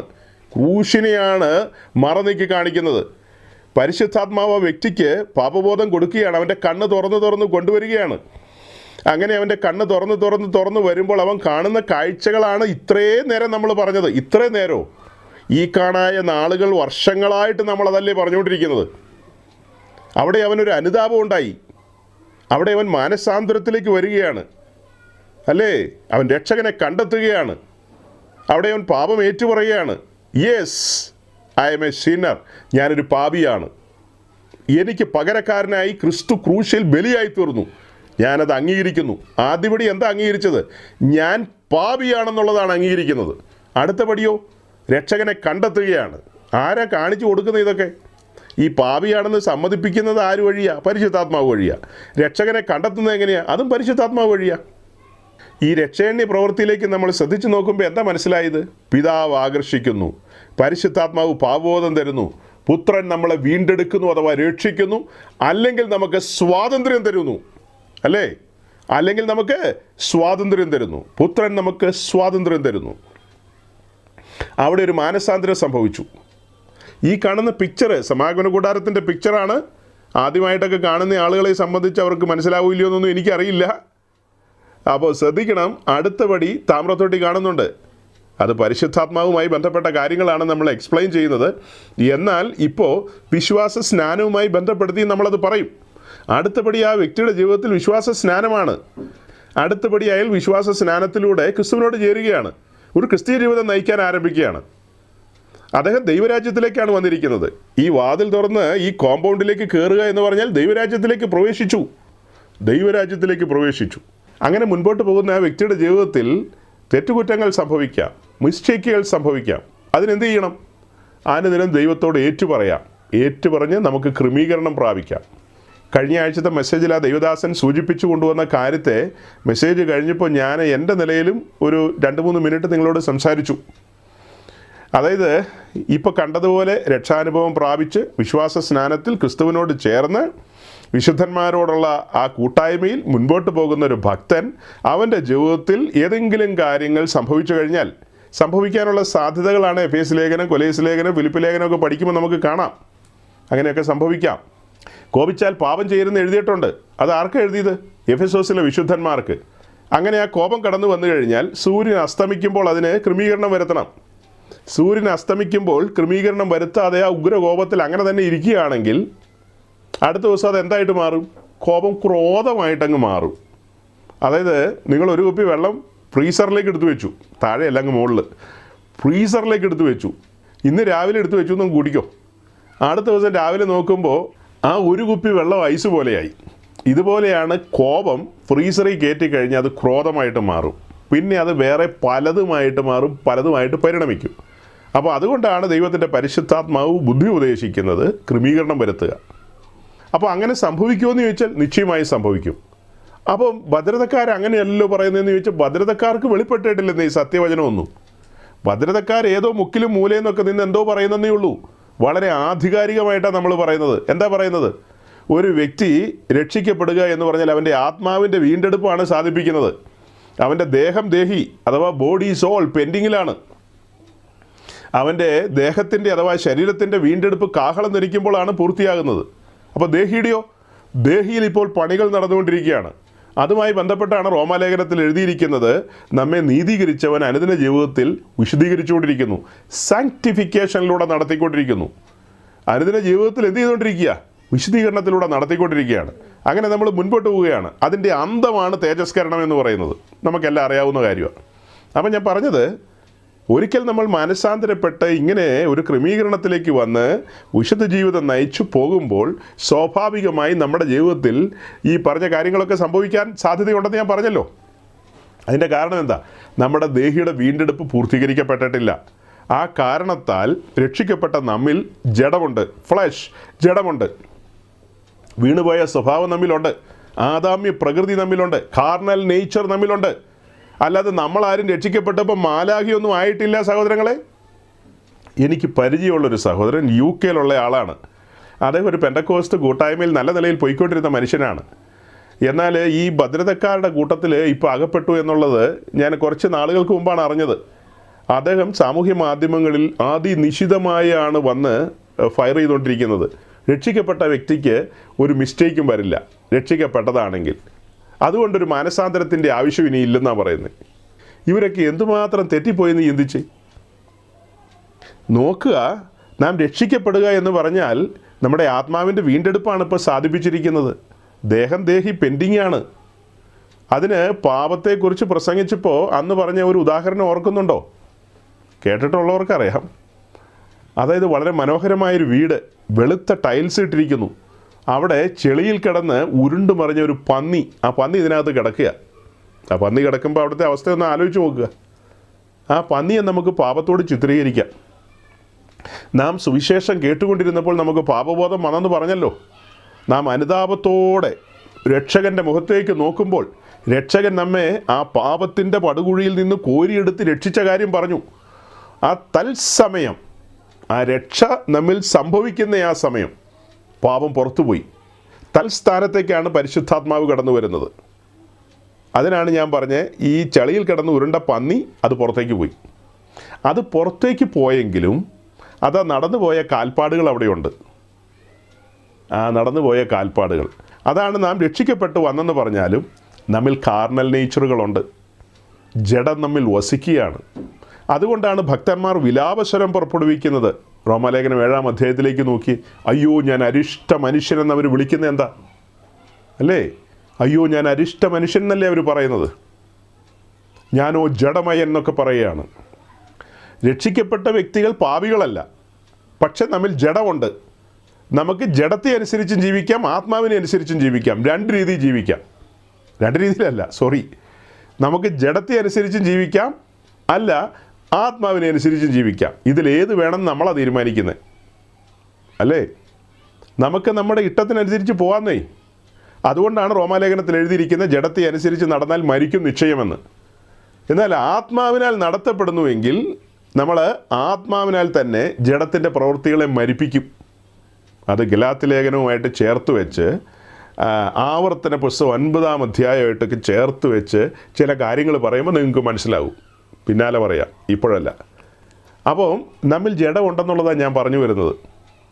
ആ കാരണത്താൽ നമ്മിൽ പാപ സ്വഭാവമുണ്ട്. പാപം ഉണ്ടെന്നല്ല പറയുന്നത്, സിൻഫുൾ നേച്ചർ ഉണ്ടെന്നാണ് പറയുന്നത്. പാപ സ്വഭാവം നമ്മിലുണ്ട്. പാപം പുറത്തുപോയി. പാപം പുറത്തു പോയില്ലെങ്കിൽ പരിശുദ്ധാത്മാവ് വരില്ല. പാപം പുറത്തുപോയി തൽസ്ഥാനത്തേക്കാണ് പരിശുദ്ധാത്മാവ് വന്നത്. പാപം പോയ കൂട്ടത്തിൽ ആരും കൂടെ പോയി? മരണവും കൂടെ പോയി. അതുവരെ മരണം കൂടെ ഉണ്ടായിരുന്നു, ഇപ്പം മരണവും പോയി. ഇപ്പോൾ പരിശുദ്ധാത്മാവ് വന്നപ്പോൾ കൂടെ ജീവനും കൊണ്ടുവന്നു. ഇവിടെ നിന്ന് 2 കാര്യം പോയപ്പോൾ 2 കാര്യം അകത്തേക്ക് വരികയത്. അങ്ങനെ നമ്മൾ നമ്മുടെ കൃഷി ജീവിതം ആരംഭിച്ച് മുൻപോട്ട് പോകുമ്പോൾ നമ്മുടെ ജീവിതത്തിൽ പല കാര്യങ്ങളുമൊക്കെ സംഭവിക്കാം. കൊടുക്കൽ വാങ്ങലുകളിൽ, സംസാരത്തിൽ, നോട്ടത്തിൽ, ഇടപാടുകളിലൊക്കെ പാളിച്ച സംഭവിക്കാം. അത് നമ്മെ ഓർമ്മിപ്പിക്കുന്നത് പരിശുദ്ധാത്മാവാണ്. കൂട്ടത്തിൽ നമ്മുടെ മനസ്സാക്ഷിയും നമ്മെ കുറ്റം വിധിക്കും. അപ്പോൾ മനസ്സാക്ഷി നമുക്ക് ചില കാര്യങ്ങൾ ചൂണ്ടിക്കാണിക്കുമ്പോൾ അവിടെ പരിശുദ്ധാത്മാവ് നമുക്ക് ബോധ്യം തരികയല്ലേ. അങ്ങനെ വരുമ്പോൾ ദൈവത്തോട് ഏറ്റുപറയേണ്ട കാര്യങ്ങൾ ദൈവത്തോട് ഏറ്റുപറയുക, മനുഷ്യരോട് ക്രമീകരിക്കേണ്ട കാര്യങ്ങൾ മനുഷ്യരോട് ക്രമീകരിക്കുക. ഇങ്ങനെയുള്ള കാര്യങ്ങളൊക്കെ നമ്മുടെ ജീവിതത്തിൽ സംഭവിക്കും. അങ്ങനെയാണ് നമ്മൾ മുൻപോട്ട് പോകുന്നത്.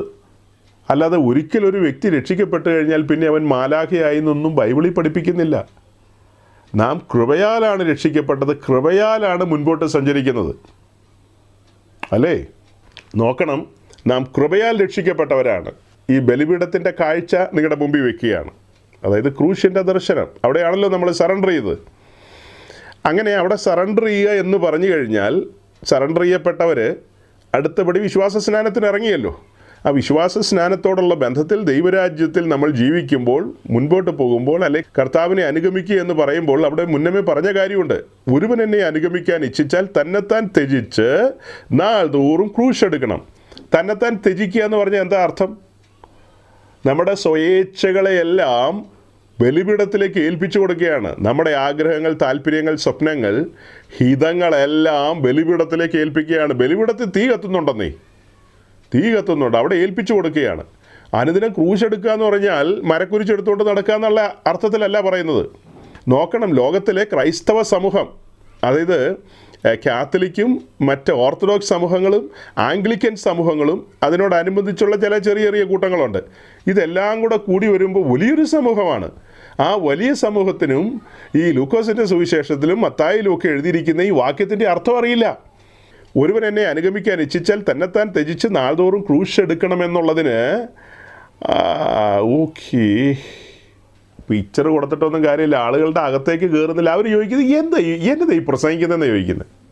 സ്ത്രീ പുരുഷന്മാർ ചോദിക്കുക, 30-40 കൊല്ലം ശുശ്രൂഷിച്ച പാസ്റ്റർമാർ ചോദിക്കുക, എന്നതാ ഈ പറയുന്നതെന്ന്. ക്ലിക്കാകുന്നില്ല, ക്ലച്ച് പിടിക്കുന്നില്ല. നമുക്ക് എന്ത് ചെയ്യാൻ പറ്റും? ഞാൻ പറഞ്ഞല്ലോ, 150-200 കോടി വരുന്ന ക്രൈസ്തവ ലോകം. ബാക്കി പെന്തക്കോസ്ത് ബ്രദറൻ എന്നൊക്കെ പറഞ്ഞാൽ ഇത്രയ്ക്കിത്രയേ ഉള്ളൂ. ഇവരാണ് വലിയ സമൂഹം.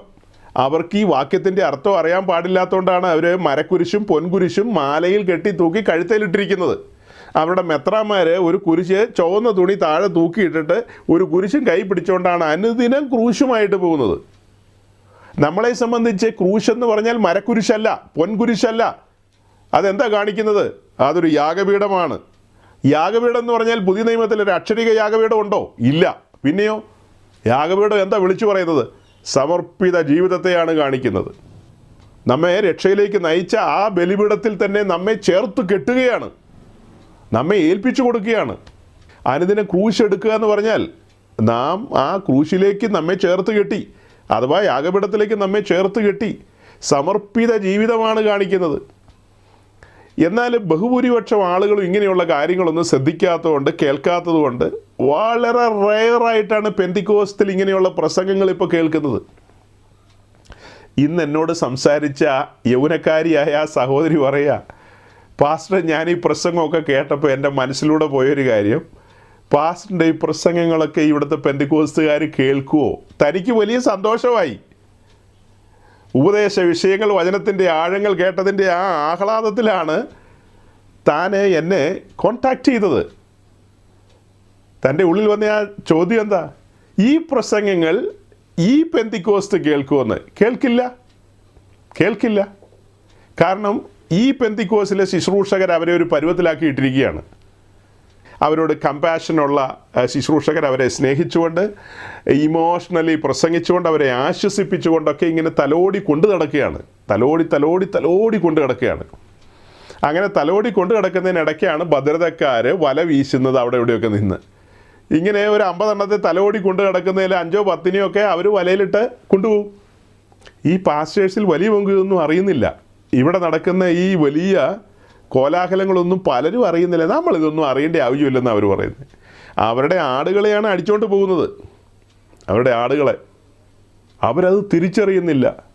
നോക്കണം എത്ര കൃത്യതയോടെയാണ് നമ്മൾ ഈ കാര്യം പറഞ്ഞത്. രക്ഷിക്കപ്പെട്ട വ്യക്തിയുടെ ജീവിതത്തിൽ രക്ഷിക്കപ്പെട്ടൊരു വ്യക്തി മാനസാന്തര അനുഭവത്തിലാണല്ലോ ഇതിലേക്ക് വരുന്നത്. അങ്ങനെ വന്ന വ്യക്തി മുൻപോട്ട് പോകുമ്പോൾ ഞാൻ പറഞ്ഞു, കൊടുക്കൽ വാങ്ങലുകളിലും ഇടപാടുകളിലും ഒക്കെ പാളിച്ച വരാം. അങ്ങനെ പാളിച്ച വന്നു കഴിഞ്ഞാൽ അനുതാപത്തോടെ മാനസാന്തര അനുഭവത്തിൽ ദൈവസന്നിധിയിൽ യഥാസ്ഥാനപ്പെടണം, ക്രമീകരിക്കണം. അങ്ങനെ ക്രമീകരിക്കപ്പെട്ട് നമുക്ക് മുൻപോട്ട് പോകാം.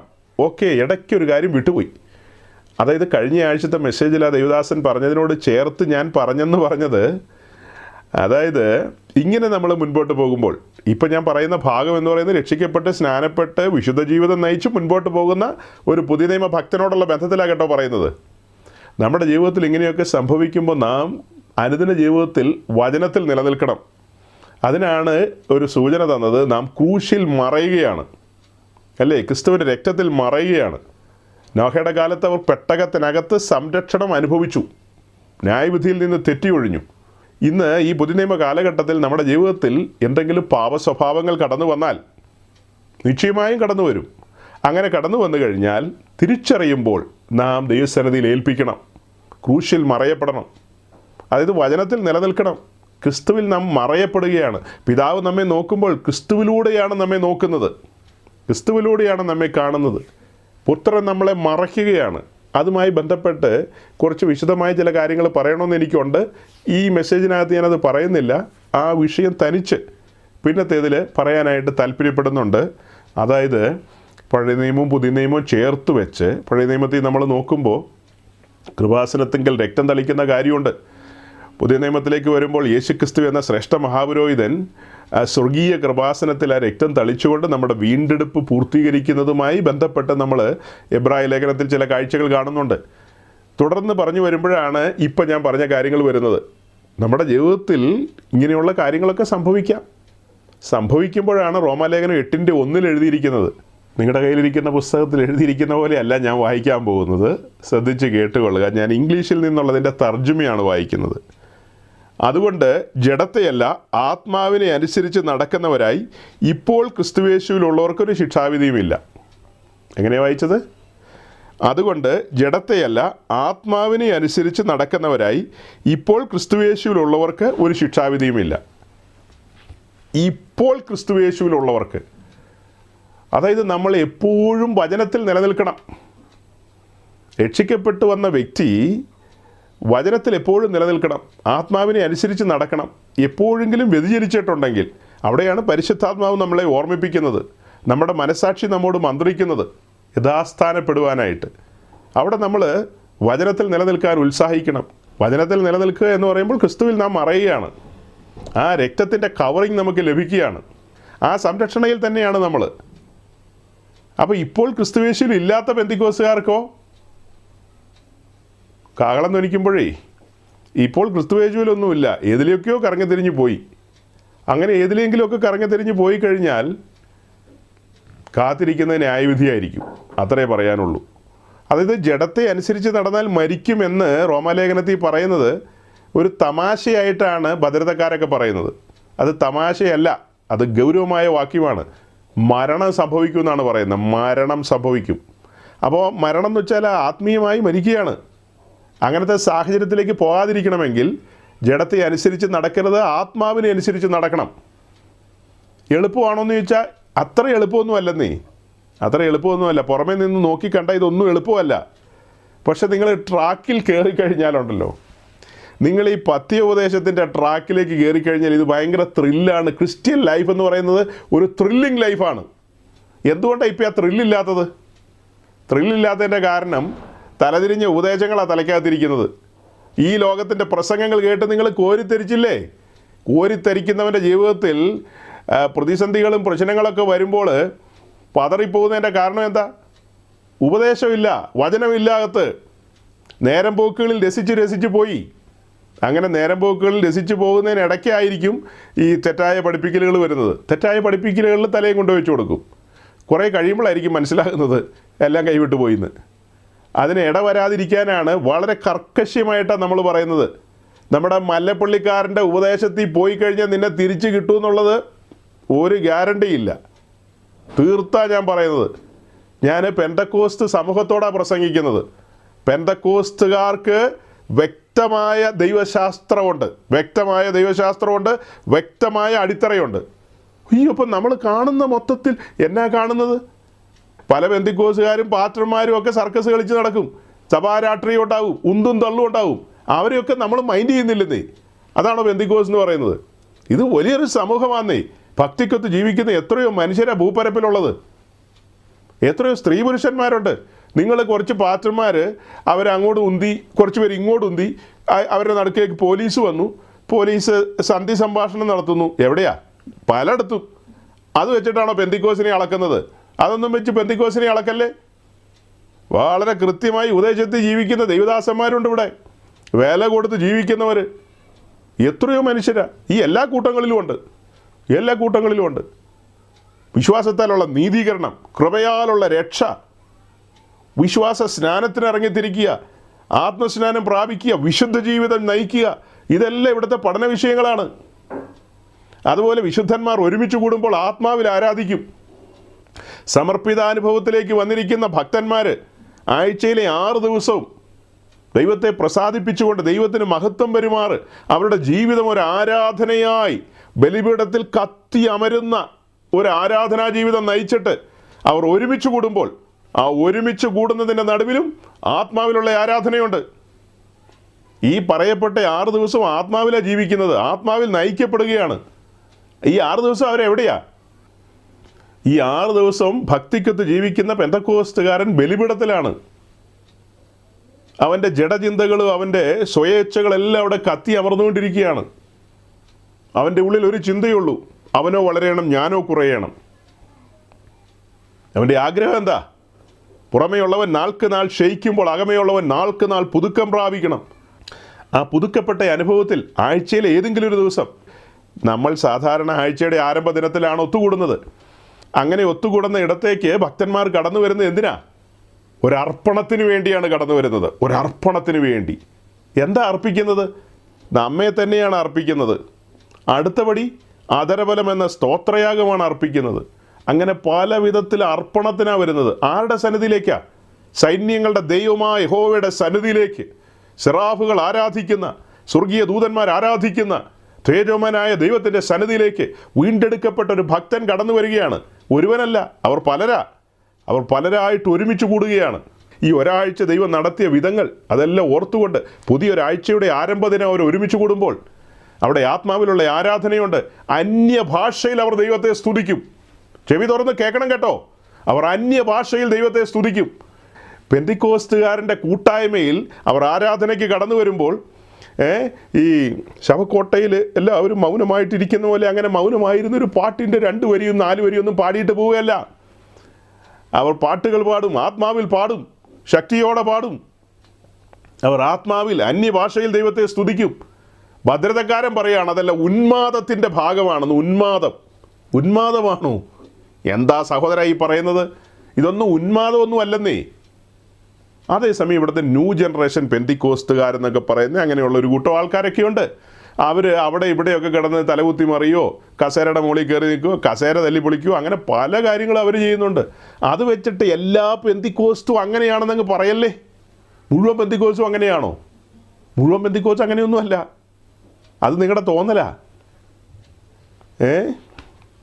അത് നിങ്ങളുടെ തോന്നൽ മാത്രമാണ്. ഇപ്പം ഞാൻ അടിവരയിട്ട് പറഞ്ഞ കാര്യം എന്താ? വിശുദ്ധന്മാരുടെ കൂട്ടായ്മ. ഇപ്പം ഞാൻ അടിവരയിട്ട് പറഞ്ഞ കാര്യം വിശുദ്ധന്മാരുടെ കൂട്ടായ്മയിൽ അഥവാ പെന്തക്കോസ്ത് കൂട്ടായ്മയാണോ എന്ന് തിരിച്ചറിയാനുള്ള കാര്യമാണ് പറയുന്നത്. അവിടെ ആത്മാവിലുള്ള ആരാധന നിർബന്ധമായിട്ടും ഉണ്ടായിരിക്കും. അതില്ലാത്ത ഒന്നും പെന്തക്കോസ്ത് കൂട്ടങ്ങളല്ല. അപ്പോൾ ബ്രദറുകാർ ബാപ്റ്റിസ്റ്റുകാരൊക്കെ എങ്ങനെയാണെന്ന് ചോദിച്ചാൽ നമ്മൾ സാധാരണ അവരെക്കുറിച്ച് ഒന്നും പറയാറില്ല. അവർക്ക് ലഭിക്കപ്പെട്ട ബോധ്യത്തിൽ അവർ പോകുന്നു, നോ പ്രോബ്ലം. നമ്മൾ ബ്രദറുകാരുടെ കൂട്ടായ്മയുടെ മുമ്പിൽ പോയി നിന്നിട്ടൊന്നും പറയാൻ പോകാറില്ല കേട്ടോ. എനിക്ക് ബ്രദറൻ സമൂഹത്തിൽ നല്ല സ്നേഹിതന്മാരുണ്ട്. അവർക്ക് ലഭിക്കപ്പെട്ട അളവിനൊത്തവണ്ണം അവർ മുൻപോട്ട് പോകുന്നു. ബാക്കി പലരും ഉണ്ടല്ലോ, അവർക്കൊക്കെ ലഭിക്കപ്പെട്ട അളവിൽ അവർ മുന്നോട്ട് പോകുന്നു. ഓക്കെ, നമുക്ക് പരാതിയില്ല. പക്ഷെ പെന്തക്കോസ്ത് സമൂഹത്തിൻ്റെ നടുവിലേക്ക് വന്നിട്ട് ആത്മാവിലുള്ള ആരാധനയെ പുച്ഛിക്കുന്ന നിലയിൽ സംസാരിക്കുകയോ ജനത്തെ അതിൽ നിന്ന് പിന്തിരിപ്പിക്കുകയോ ഒക്കെ ചെയ്തു കഴിഞ്ഞാൽ അവനെ പരിശുദ്ധാത്മാവല്ല നയിക്കുന്നത്. പെന്തക്കോസ്തുകാരുടെ നടുവിലേക്ക് കടന്നു വന്നിട്ട് നിങ്ങൾ വീട്ടിലിരുന്ന് അന്യഭാഷയിൽ ആരാധിച്ചാൽ പോരെ, കൂട്ടായ്മയിൽ ഒരുമിച്ച് കൂടുമ്പോൾ എന്തിനാ ആരാധിക്കുന്നതെന്നൊക്കെ ചോദിച്ചു കഴിഞ്ഞാൽ അതൊന്നും ദൈവത്തിൻ്റെ പരിശുദ്ധാത്മാവിലുള്ള സ്വരമല്ലെന്ന് തിരിച്ചറിയണം. അത് തിരിച്ചറിയാൻ എന്താ താമസം? നിശ്ചയമായി അതൊക്കെ തിരിച്ചറിയണം. ഇവിടെയാണ് ഈ കൂട്ടർ മറ്റ് ചില വാദമുഖങ്ങളുമായിട്ട് വരുന്നത്. എന്താ അവരുടെ വാദമുഖം? ഞാൻ ഈ പറഞ്ഞ കാര്യങ്ങൾ, ഈ ബാഹ്യാലങ്കാരങ്ങളുമായി ബന്ധപ്പെട്ട് സഹോദരങ്ങളെ, കഴിഞ്ഞ ദീർഘമായ വർഷങ്ങൾ നമ്മൾ സാധാരണ പ്രസംഗത്തിൽ അങ്ങനെയുള്ള കാര്യങ്ങളൊന്നും പറയാറുണ്ടായില്ല. നമ്മൾ അങ്ങനെയൊന്നും പറയാറില്ല. സ്നാനത്തോടുള്ള ബന്ധത്തിൽ അതിൻ്റെ വിശദാംശങ്ങളിലേക്കൊക്കെ പോകുമ്പോൾ രക്ഷയും സ്നാനവും ഒക്കെ ചേർത്ത് പറയുമ്പോൾ ഒടുവിലേക്ക് വരുമ്പോൾ റോമാലേഖനം 12-ാം അധ്യായമൊക്കെ എക്സ്പ്ലെയിൻ ചെയ്യേണ്ട സമയം വരുമ്പോൾ ഈ കാര്യങ്ങൾ നമ്മൾ അവിടെ എക്സ്പ്ലെയിൻ ചെയ്ത് അങ്ങ് പോവുകയാണ് സാധാരണഗതിയിൽ പതിവ്. അല്ലാതെ ഞാൻ ഇങ്ങനെയുള്ള കാര്യങ്ങൾ പറയാനായിട്ട് തുനിഞ്ഞിറങ്ങി വരാറില്ല. നിങ്ങൾ കേട്ടിട്ടില്ല അങ്ങനെ. ഈ കഴിഞ്ഞ 2-3 ആഴ്ചയിലെ മെസ്സേജ് കൊണ്ട് നമുക്ക് ഏറ്റവും വളരെ സ്നേഹവും പ്രിയവും ഉണ്ടായിരുന്ന പല ആൾക്കാരും ഗുഡ് ബൈ പറഞ്ഞു പോയി. വിദേശത്തും മറ്റുമൊക്കെ ഉള്ള പല സഹോദരങ്ങളും എനിക്ക് ചിലപ്പോഴൊക്കെ മെസ്സേജ് ചെയ്യാറുണ്ട്. പാസ്റ്റർ, ഈ പറഞ്ഞ മെസ്സേജുകളൊക്കെ വളരെ ഗൗരവമാണ്, വളരെ ആഴത്തിലുള്ള മെസ്സേജുകളാണ്. അങ്ങനെ കോരിത്തെരിച്ച പലരും അവരൊക്കെ ഗുഡ് ബൈ പറഞ്ഞു. നിങ്ങൾ പലരും അത് അറിയുന്നില്ലെന്നേ ഉള്ളൂ. ഈ 2-3 ആഴ്ച ഈ കാര്യം നമ്മൾ തുറന്നു പറഞ്ഞതുകൊണ്ട് പലരും അങ്ങനെ സലാം പറഞ്ഞെന്ന്, ആരെല്ലാം സലാം പറഞ്ഞെന്ന് പറഞ്ഞാലും ഈ പറയേണ്ട വെളിപ്പാടുകൾ കാര്യങ്ങൾ നമ്മൾ പറഞ്ഞിരിക്കും, നിശ്ചയമായും പറഞ്ഞിരിക്കും. ഇതിനൊക്കെ ആഴങ്ങളില്ലേ? തോട്ടത്തിൽ നമ്മുടെ പൂർവ്വപിതാവായ ആദമിൻ്റെ ഹൗവയുടെ അടുക്കൽ, അല്ലെങ്കിൽ ഹൗവ അമ്മച്ചിയുടെ അടുക്കൽ മറ്റേ പുള്ളി വന്നു കഴിഞ്ഞിട്ട് സംസാരിച്ച് വന്നപ്പോൾ പുള്ളി എന്താ പറഞ്ഞത്?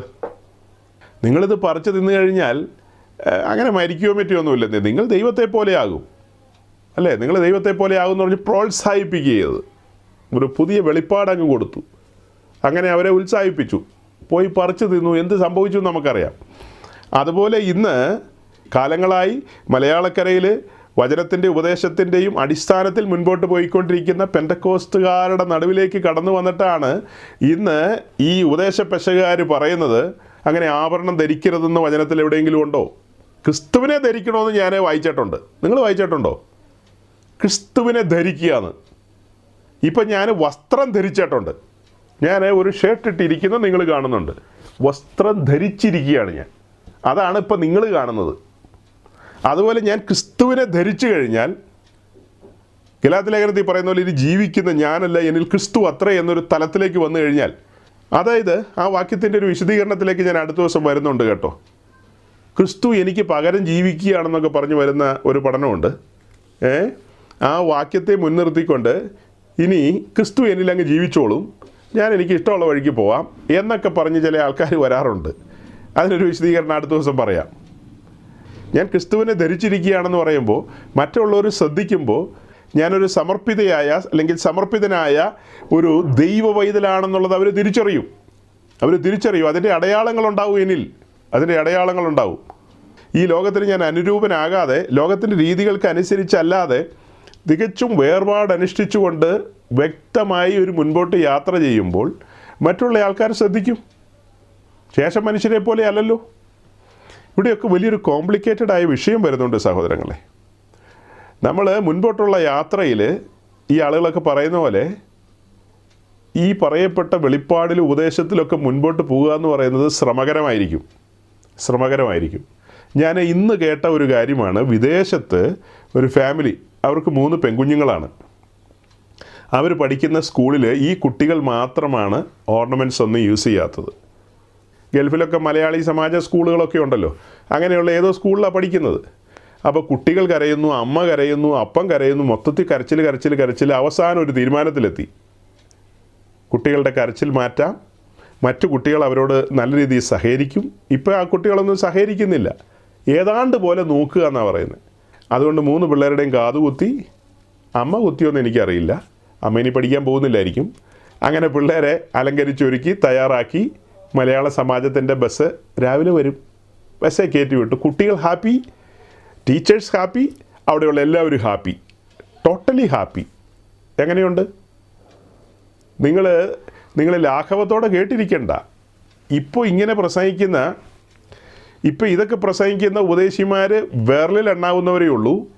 കുറച്ചും കൂടെ മുൻപോട്ട് പോയി കഴിഞ്ഞാൽ, കർത്താവ് വരാൻ താമസിച്ചാൽ, ഇതൊക്കെ അന്യം നിന്ന് പോകുന്നൊരു കാലത്തിലേക്ക് വരുന്നത്. നമ്മൾ ബോധിച്ചതുപോലെ നടക്കുന്ന ഒരു നടപ്പ് വരും.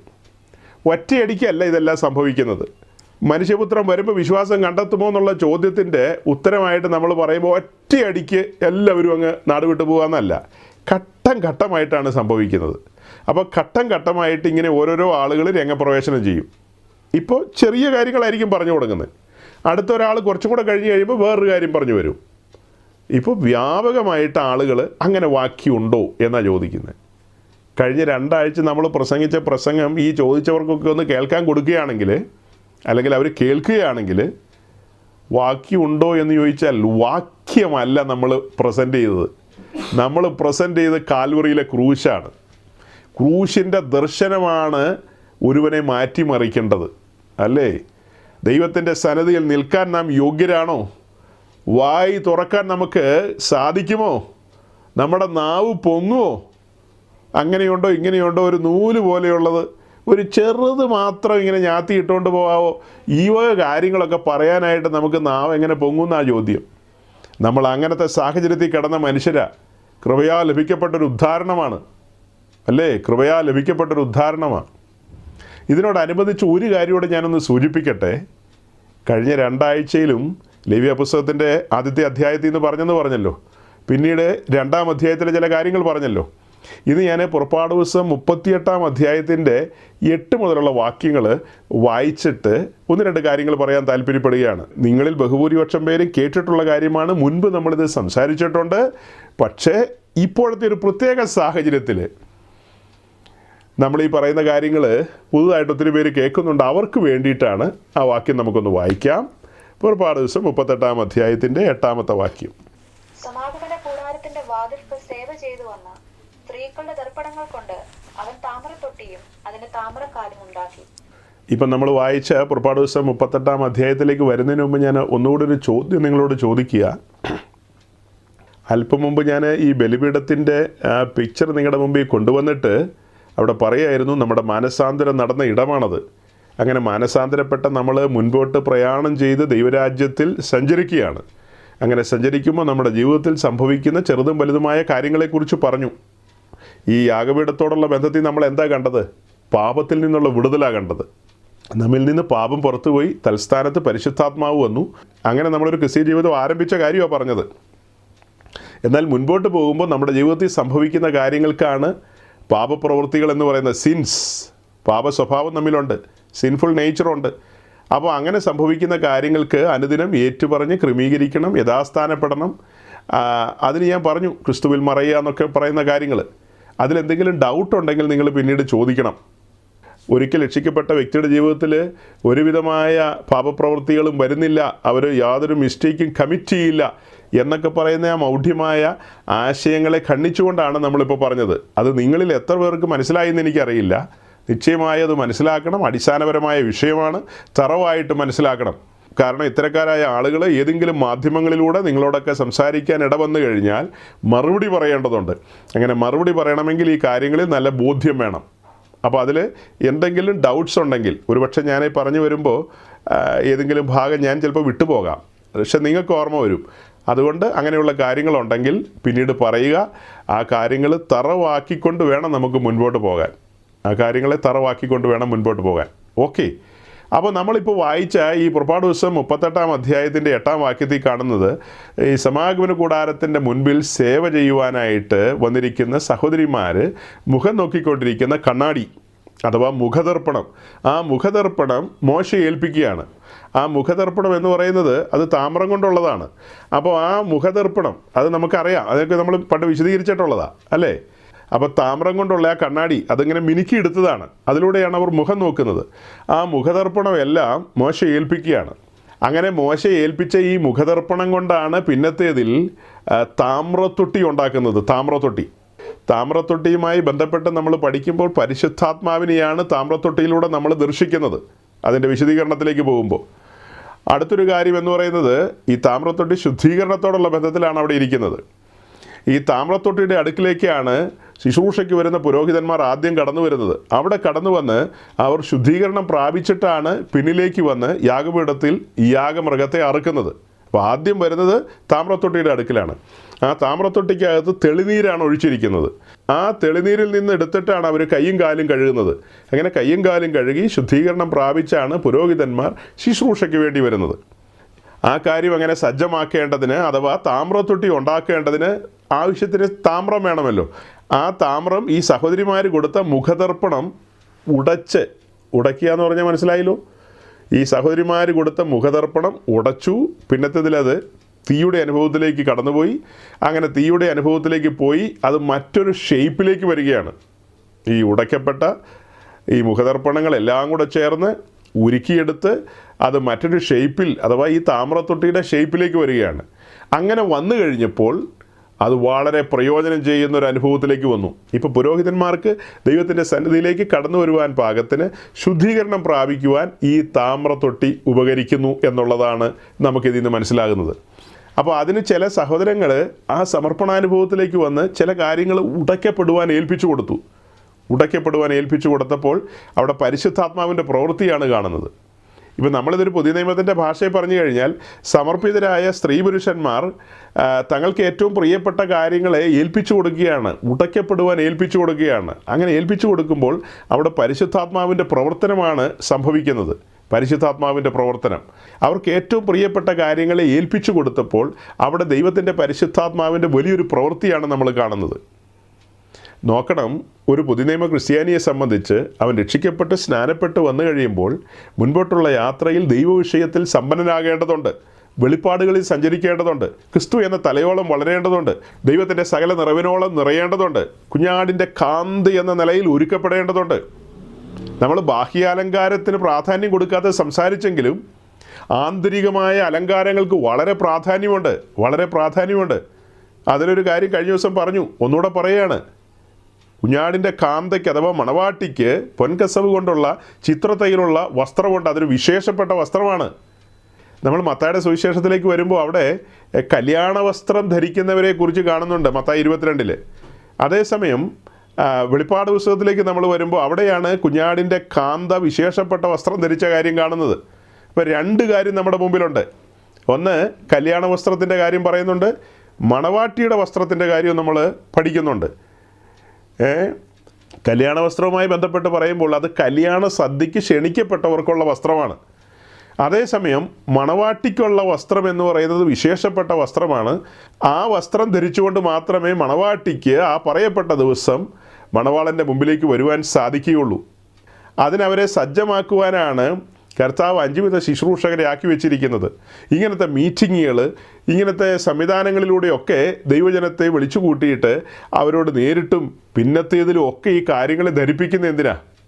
നമ്മളിവിടെ ക്ഷണികന്മാരാണ്, 70 ഏറിയാൽ 80 ഉള്ളൂ. നിങ്ങൾക്ക് ചെന്നൈയിലെ കോൺസുലേറ്റിലിരിക്കുന്ന മദാമ 100 കൊല്ലത്തേക്ക് വിസ അടിച്ച് തന്നു എന്ന് പറഞ്ഞിട്ടൊന്നും കാര്യമില്ല. 70 ഏറിയാൽ 80, ഏറിയാൽ ഒരു 90 വരെ പിടിപ്പിച്ചോ, അതിൽ കൂടുതലൊന്നും കാര്യമില്ല. മദാമ നിങ്ങൾക്ക് 100 200 കൊല്ലത്തേക്ക് വിസ അടിച്ചാലും നമ്മളിവിടെ നിന്ന് പോകേണ്ടവരാണ്. അങ്ങനെ വിസയടിക്കപ്പെട്ടവരാണെന്നുള്ള ആ അത്യാഹ്ലാദത്തിലൊന്നും പോയിട്ട് കാര്യമില്ല. നാം ആത്മീയത്തിൽ എവിടെ എത്തി എന്നുള്ളതിനാണ് പ്രാധാന്യം. അവിടെയാണ് ഞാൻ ഈ പുറപ്പാട് 38 കാര്യം പറഞ്ഞത്. ചിലതെല്ലാം ഉടയ്ക്കപ്പെടുമ്പോഴാണ് സഹോദരങ്ങളെ പരിശുദ്ധാത്മാവിൻ്റെ പ്രവർത്തനം സംഭവിക്കുന്നത്. ചിലതെല്ലാം ഉടയ്ക്കപ്പെടണം. നമ്മൾ വളരെ പ്രിയങ്കരങ്ങളായ പല കാര്യങ്ങളും ചേർത്ത് പിടിക്കുന്നുണ്ട്, അതെല്ലാം ഉടയ്ക്കപ്പെടണം. ഇന്നേക്ക് 1 വർഷം പിന്നിലോ മറ്റോ ആണെന്ന് എനിക്ക് തോന്നുന്നത്. ഇതേ പുറപ്പാട് പുസ്തകത്തിലെ ഈ ചാപ്റ്ററിൽ നിന്ന് ഞാൻ പ്രസംഗിച്ചിരുന്നു. അന്ന് വിശ്വാസ സ്നാനവുമായി ബന്ധപ്പെട്ട് നമ്മൾ തുടർമാനമായി കുറേ കാര്യങ്ങൾ സംസാരിച്ചുകൊണ്ടിരുന്ന ആഴ്ചയാണ്. അങ്ങനെ പ്രസംഗിച്ച് മുന്നോട്ട് പോയപ്പോൾ ഉന്നതമായ ചില സ്ഥാനങ്ങളൊക്കെ അലങ്കരിക്കുന്ന ചില സഹോദരിമാർ അവർ വളരെ കോപാകുലരായി മാറി. ഈ വിഷയങ്ങൾ എപ്പോൾ പ്രസംഗിച്ചാലും ആളുകൾ കോപിക്കാറുണ്ട്. അന്ന് അവർ കോപിച്ചിട്ട് പറഞ്ഞു, എൻ്റെ പേരിൽ അവർ സുപ്രീം കോടതിയിൽ കേസ് കൊടുക്കുമെന്ന്. ഏത് സുപ്രീം കോടതിയാണെന്ന് എനിക്കറിയില്ല, ഇന്ത്യയിലാണോ ഇന്ത്യക്ക് വെളിയിലാണോ എന്നും അറിയില്ല, അതെയോ ഹേഗിലാണോ എന്നും അറിയില്ല. എന്തായാലും എൻ്റെ പേരിൽ കേസ് കൊടുക്കും, എന്നെ അഴി എണ്ണിക്കുമെന്നാണ് പറഞ്ഞത്. കാരണം എന്തെന്ന് ചോദിച്ചാൽ, ഞാൻ അന്നത്തെ മെസ്സേജിൽ പറഞ്ഞു, അതായത് നമ്മൾ സ്ത്രീ പുരുഷന്മാരാകട്ടെ, സ്ത്രീക്കും പുരുഷനും ഒന്നും വ്യത്യാസമൊന്നുമില്ല. അവിടെ രണ്ട് കൂട്ടരെയും വെച്ചിട്ടാണ് പറഞ്ഞത്. നമുക്ക് നമ്മെ തന്നെ മറ്റുള്ളവരുടെ മുമ്പിൽ പ്രദർശിപ്പിക്കാനായിട്ട് വചനം പഠിക്കുമ്പോൾ അനുവാദമില്ല. മറ്റുള്ളവരുടെ മുമ്പിൽ നമ്മെ പ്രദർശിപ്പിക്കുകയെന്ന് വെച്ചാൽ എന്നെ ഒന്ന് ശ്രദ്ധിക്കൂ എന്നുള്ള നിലയിൽ അണിഞ്ഞൊരുങ്ങി അത് പറഞ്ഞപ്പോഴാണ്, എൻ്റെ ദൈവമേ, ഉടുതുണിക്ക് മറുതുണി ഉണ്ടോയെന്ന് എനിക്കറിയില്ല. ഒരു സഹോദരൻ മധ്യ കേരളത്തിലാണ്, പുള്ളിയുടെ ഭാര്യ ഈ അടുത്തിടയ്ക്ക് പുള്ളി ഒരു 250 രൂപ വായ്പ ചോദിച്ചത്. അല്ലേ, 250 അല്ലേ രതീഷേ? 250 രൂപ എങ്ങാണ്ടാ വായ്പ ചോദിച്ചത്. അങ്ങനെ ചോദിച്ചുകൊണ്ടിരിക്കുമ്പോഴാണ് ഈ പുള്ളിക്കാരി 1000 രൂപ കൊടുത്ത് മുടി സ്ട്രെയിറ്റൻ ചെയ്യാമെന്നോ, എനിക്ക് വലിയ പിടിയില്ല, ബ്യൂട്ടി പാർലറിൽ പോയിട്ടില്ല. അപ്പോൾ അങ്ങനെ ഈ സാധനം ഇങ്ങനെ വടി പോലെ ആക്കുമോ? എങ്ങനെയാണ് അതിൻ്റെ പരിപാടി? കോല് പോലെ ആക്കുമോ? സ്ട്രെയിറ്റൻ എന്ന് വെച്ചാൽ വളവും തിരുവൊക്കെ നിവർത്തുക എന്ന്, അങ്ങനെയാണോ അതിൻ്റെ അർത്ഥം? ഈ ബാഹ്യാലങ്കാരങ്ങൾ എന്നൊക്കെ പറയുമ്പോൾ കുറേ മാലയും കമ്മലൊക്കെ ഇടുന്ന കാര്യമൊന്നും മാത്രമല്ല. ഒരു പുതിയ നിയമ ക്രിസ്ത്യാനി സമർപ്പിതനായിരിക്കണം. എല്ലാ അളവിലും, വസ്ത്രധാരണത്തിലാകട്ടെ, നമ്മുടെ എല്ലാ ഇടപാടുകളിലാകട്ടെ, നിങ്ങളുടെ അംഗപ്രത്യംഗം ബലിപീഠത്തിലായിരിക്കണം. നിങ്ങളുടെ അവയവങ്ങളൊക്കെ ഇന്നലകളിൽ അനീതിയുടെ ആയുധങ്ങളായി സമർപ്പിച്ചതാണ്. അവയവങ്ങൾ എന്ന് പറഞ്ഞാൽ മനസ്സിലായല്ലോ. അപ്പോൾ എല്ലാ അവയവങ്ങളും നീതിക്ക് സമർപ്പിക്കണം. ഇനി നാം സമർപ്പിതരായിരിക്കണം. ഈ കൈയും കൈയുടെ നഖം വരെ സമർപ്പിക്കണം. പാസ്റ്ററെ മൊത്തം സമർപ്പിച്ചേക്കാം, നഖത്തെ തൊട്ട് കളിക്കരുത്. ആ നഖത്തിൽ ഞാനൊരു എക്സ്ട്രാ ഫിറ്റിങ് വെച്ചിരിക്കുക. ഇങ്ങനെ ഞാൻ ഒരു കുറച്ച് കളറടിച്ചുകൊണ്ടിരിക്കുന്ന സമയമാണ്. ബാക്കിയെല്ലാം സമർപ്പിച്ചേക്കാം.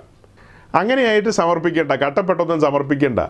നിങ്ങൾ സമർപ്പിക്കുന്നുണ്ടെങ്കിൽ സമ്പൂർണ്ണമായി സമർപ്പിക്കണമെന്നല്ലേ നമ്മൾ ലേവ്യ പുസ്തകത്തിലൂടെ പറഞ്ഞത്? അങ്ങനെയല്ലേ പറഞ്ഞത്?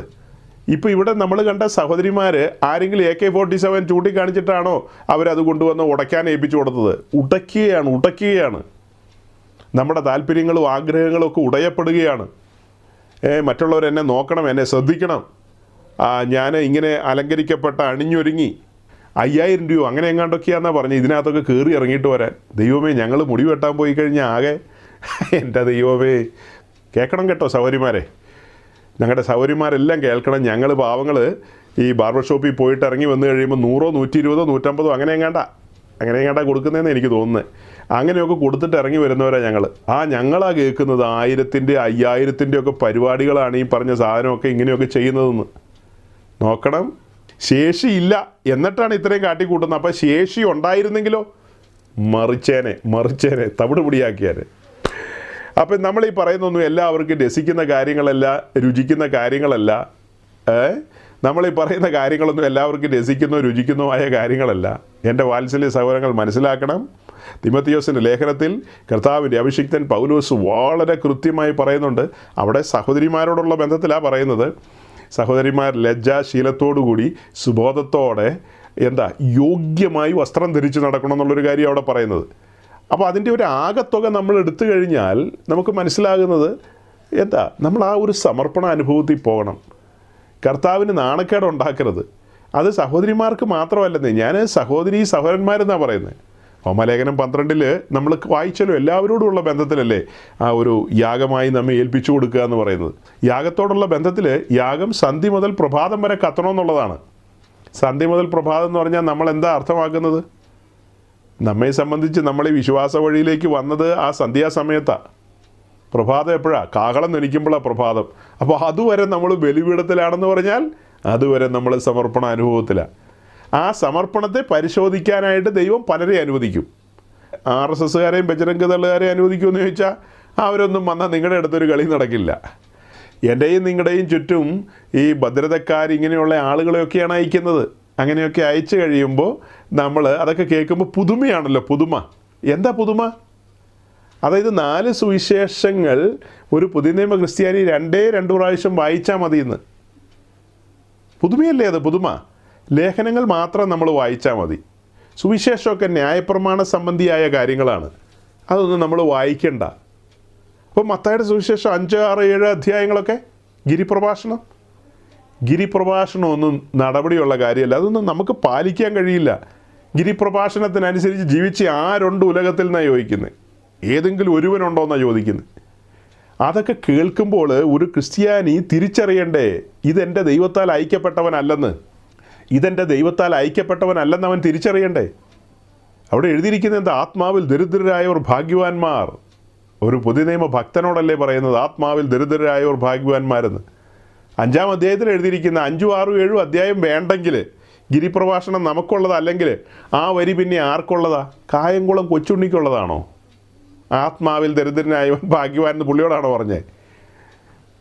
എത്ര പെട്ടെന്ന് ആളുകൾ മറിയുന്നത്. കൊരിന്ത്യരോടും ഗലാത്യരോടും പൗലോസ് പറയുന്നുണ്ട്, നിങ്ങൾ ഇത്ര ക്ഷണത്തിൽ മറിഞ്ഞു പോയോന്ന്. ഗലാത്യയിൽ പറയുന്നത് ന്യായപ്രമാണ സംബന്ധിയായ കാര്യമാണ്. ഈ കൊരിന്തിലേക്ക് വരുമ്പോൾ ലോകസംബന്ധിയായ കാര്യങ്ങളൊക്കെയാണ് അവിടെ വരുന്നത്. അപ്പോൾ ഈ രണ്ട് ഭാഗത്തുനിന്നും കൂടെ പറയും, നിങ്ങൾ ഇത്ര ക്ഷണത്തിൽ നിങ്ങൾ മറിഞ്ഞു പോയോന്നാണ് ചോദിക്കുന്നത്. ഈ ലോകത്തിന് അനുരൂപരാകുവാനായിട്ട് താല്പര്യപ്പെടുന്നു എന്ന്. തിമത്തിയോസിൻ്റെ ലേഖനത്തിലേക്ക് വരുമ്പോഴാണ് പറയുന്നത്, ദേമാസ് ലോകത്തെ സ്നേഹിച്ച് എന്നെ വിട്ടുപോയെന്ന്. ഇവിടെ നമ്മൾ നോക്കുമ്പോൾ നമ്മൾ കഴിഞ്ഞ നാളുകളിൽ ആർജിച്ചെടുത്ത ഉപദേശങ്ങളും ബോധ്യങ്ങളിൽ നിന്നുമൊക്കെ നമ്മളെ മറിക്കാനാണ് ശ്രമിക്കുന്നത്. ഒറ്റയടിക്ക് നമ്മളെ കള്ളുപിടിക്കാൻ വിളിച്ചുകൊണ്ട് പോകുന്നില്ല. ഒറ്റയടിക്ക് നമ്മളെ വേറെ കൊള്ളക്കാരാക്കാനൊന്നും അല്ല വിളിച്ചുകൊണ്ട് പോകുന്നത്. ഘട്ടം ഘട്ടമായിട്ട് സുവിശേഷങ്ങൾ നമ്മളുമായി ബന്ധപ്പെട്ട കാര്യങ്ങളല്ല. അത് കഷ്ടി ഒരു 2 പ്രാവശ്യം വായിച്ചാൽ മതി. നിങ്ങൾ ലേഖനങ്ങളിലേക്കൊക്കെ വരിക.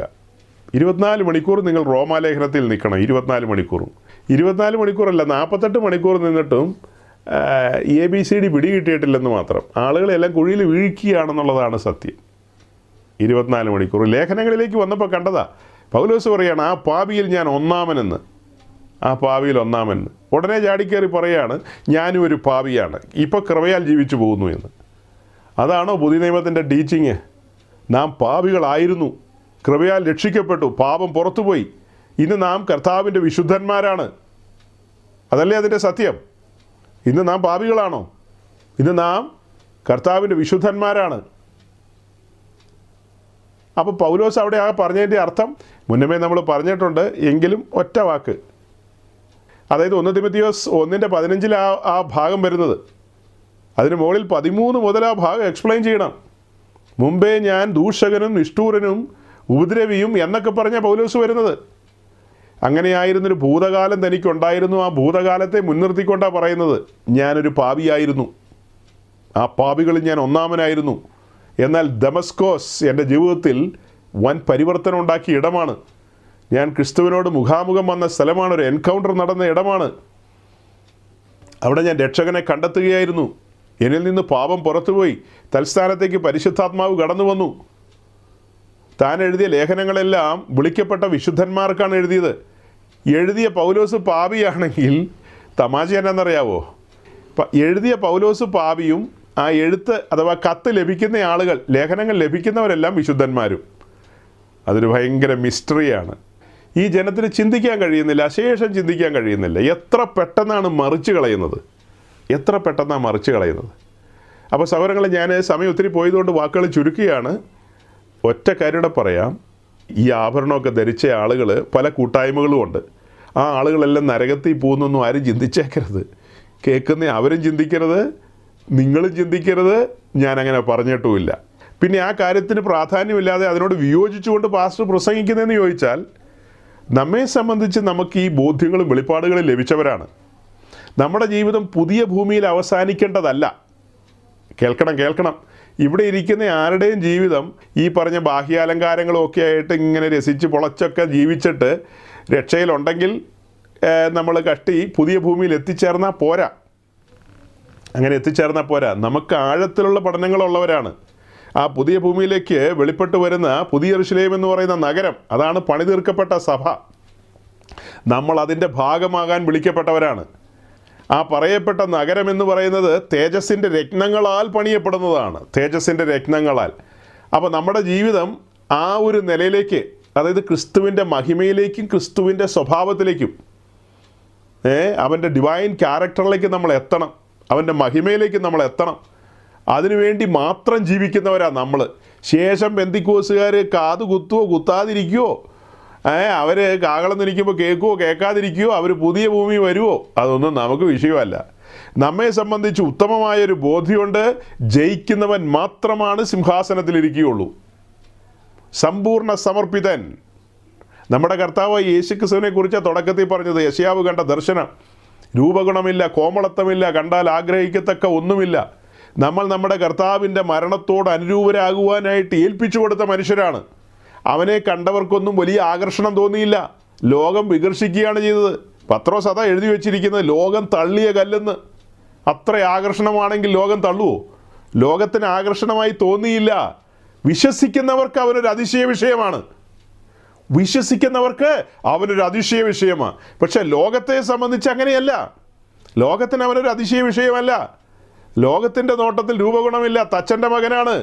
കുറേ ചുങ്കക്കാരും പാവനികളും ഒക്കെയായ കുറേ മുക്കുവന്മാരുടെ കൂട്ടത്തിൽ നടക്കുന്ന ഒരുവൻ എന്തൊക്കെയോ പറയുന്നു എന്നുള്ളതാണ് ഇവിടുത്തെ പ്രഭുക്കന്മാരെല്ലാം പറയുന്നത്.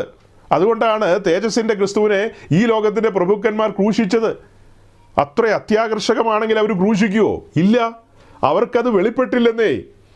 വെളിപ്പെട്ടത് ഈ സാധുക്കൾക്കാണ് വെളിപ്പെട്ടത്. അവരവൻ്റെ മഹിമ കണ്ടവരാണ്. അവരവൻ്റെ മഹിമ കണ്ടതാണെന്ന് പറഞ്ഞതുപോലെയാണ് എൻ്റെ വാത്സല്യ സഹോദരങ്ങൾ. ഈ വെളിപ്പാടിൽ അവനെ കണ്ടവരാണ്. അവൻ്റെ തിരുസ്വരൂപത്തോട് അനുരൂപരാകുവാൻ സമർപ്പിതരായി വന്നവരാ നാം ഏതെങ്കിലും ഭദ്രതക്കാരൻ്റെയോ മല്ലപ്പള്ളിക്കാരൻ്റെയോ പ്രസംഗം കേട്ട് കാതുകുത്താൻ പോകുന്നവരല്ല. നമ്മൾ അങ്ങനെ പോകുന്നവരല്ല, അങ്ങനെ പോകേണ്ടവരല്ല. പോകുന്നവർ പോട്ടെ, പോകുന്നവർക്കെല്ലാം പോകാം. പക്ഷെ നിങ്ങളെ സംബന്ധിച്ച്, എന്നെ സംബന്ധിച്ച് പത്രോസ്ലീഹ പറയുന്ന പോലെ, നീ ഇത് അറിയാതിരുന്നെങ്കിൽ നിനക്ക് നന്നെന്ന്. ഈ ലോകത്തിലെ പെന്തിക്കോസുകാർ ഇത് ആഴത്തിൽ കേട്ടിട്ടുണ്ടാവില്ലായിരിക്കും. അവരിത് കേട്ടിട്ടുണ്ടാവില്ല. അവർ ചിലപ്പോൾ അതിനൊക്കെ പോകുമായിരിക്കാം. പക്ഷെ നമ്മെ സംബന്ധിച്ച് ഓർത്തോണം, കണ്ണിൻ്റെ മുമ്പിലാണ് ഇതെല്ലാം വെളിപ്പെട്ട് കിട്ടിയത്. സമർപ്പണത്തിൽ നിന്ന് ഒരു ഇഞ്ച് ഇളകരുത്. വെളിപ്പെടാൻ പോകുന്ന തേജസ്സിൻ്റെ നഗരം, ഭർത്താവിനായി അലങ്കരിക്കപ്പെട്ട് ഒരുങ്ങി ഇറങ്ങി വരുന്ന തേജസ്സിൻ്റെ നഗരം, അതിൻ്റെ അംശികളാകാൻ വിളിക്കപ്പെട്ടവരാണ് നാം. അതുകൊണ്ടാണ് നമുക്കൊരു ശൗര്യം. അതുകൊണ്ടാണ് നമ്മൾ ഉറച്ച സ്വരത്തിൽ ഉച്ചൈസ്തരം ഇതൊക്കെ വിളിച്ചു പറയുന്നത്. മറ്റാളുകൾ അങ്ങനെ പറയുന്നുണ്ടോ? സായിപ്പ് അങ്ങനെ പറയുന്നുണ്ടോ? അറബി ഇങ്ങനെ പറയുന്നുണ്ടോ? ആഫ്രിക്കക്കാരൻ ഇങ്ങനെ പറയുന്നുണ്ടോ? അതൊന്നും നമുക്കറിയില്ല. നമ്മൾ അറിഞ്ഞ സത്യങ്ങളാണിതെല്ലാം. ആ സത്യങ്ങളെ മുറുകെ പിടിച്ചുകൊണ്ട് ഇടം വലം നോക്കാതെ അവസാന ശ്വാസം വരെ പതറാതെ മുൻപോട്ട് പോകേണ്ടവരാണ്. പൗലോസിലേക്ക് പറഞ്ഞതുപോലെ, ഞാൻ നല്ല പോർ പൊരുതി ഓട്ടം തികച്ചു, വിശ്വാസം കാത്തു. അഥവാ എന്നെ ഏൽപ്പിച്ച ആ അഗ്നിമയമായ പ്രമാണം ബാറ്റൺ ഞാൻ മുറുകെ പിടിച്ചു. എങ്ങനെയെങ്കിലും ഓടിയെത്തുകയല്ലായിരുന്നു, ബാറ്റൺ ഞാൻ മുറുകെ പിടിച്ചു. അങ്ങനെ ഞാൻ എൻ്റെ ഓട്ടം പൂർത്തീകരിച്ചു എന്ന് അഭിമാനസ്വരത്തിൽ പറയാൻ, തലയെടുപ്പോടെ പറയാൻ നമ്മുടെ ഓരോരുത്തരുടെയും ജീവിതത്തിൽ ഇടയാകട്ടെ എന്ന് പ്രാർത്ഥിച്ചുകൊണ്ട് ഞാൻ എൻ്റെ വാക്കുകളെ ചുരുക്കുന്നു. ദൈവം നിങ്ങളെ അനുഗ്രഹിക്കട്ടെ. Thank you.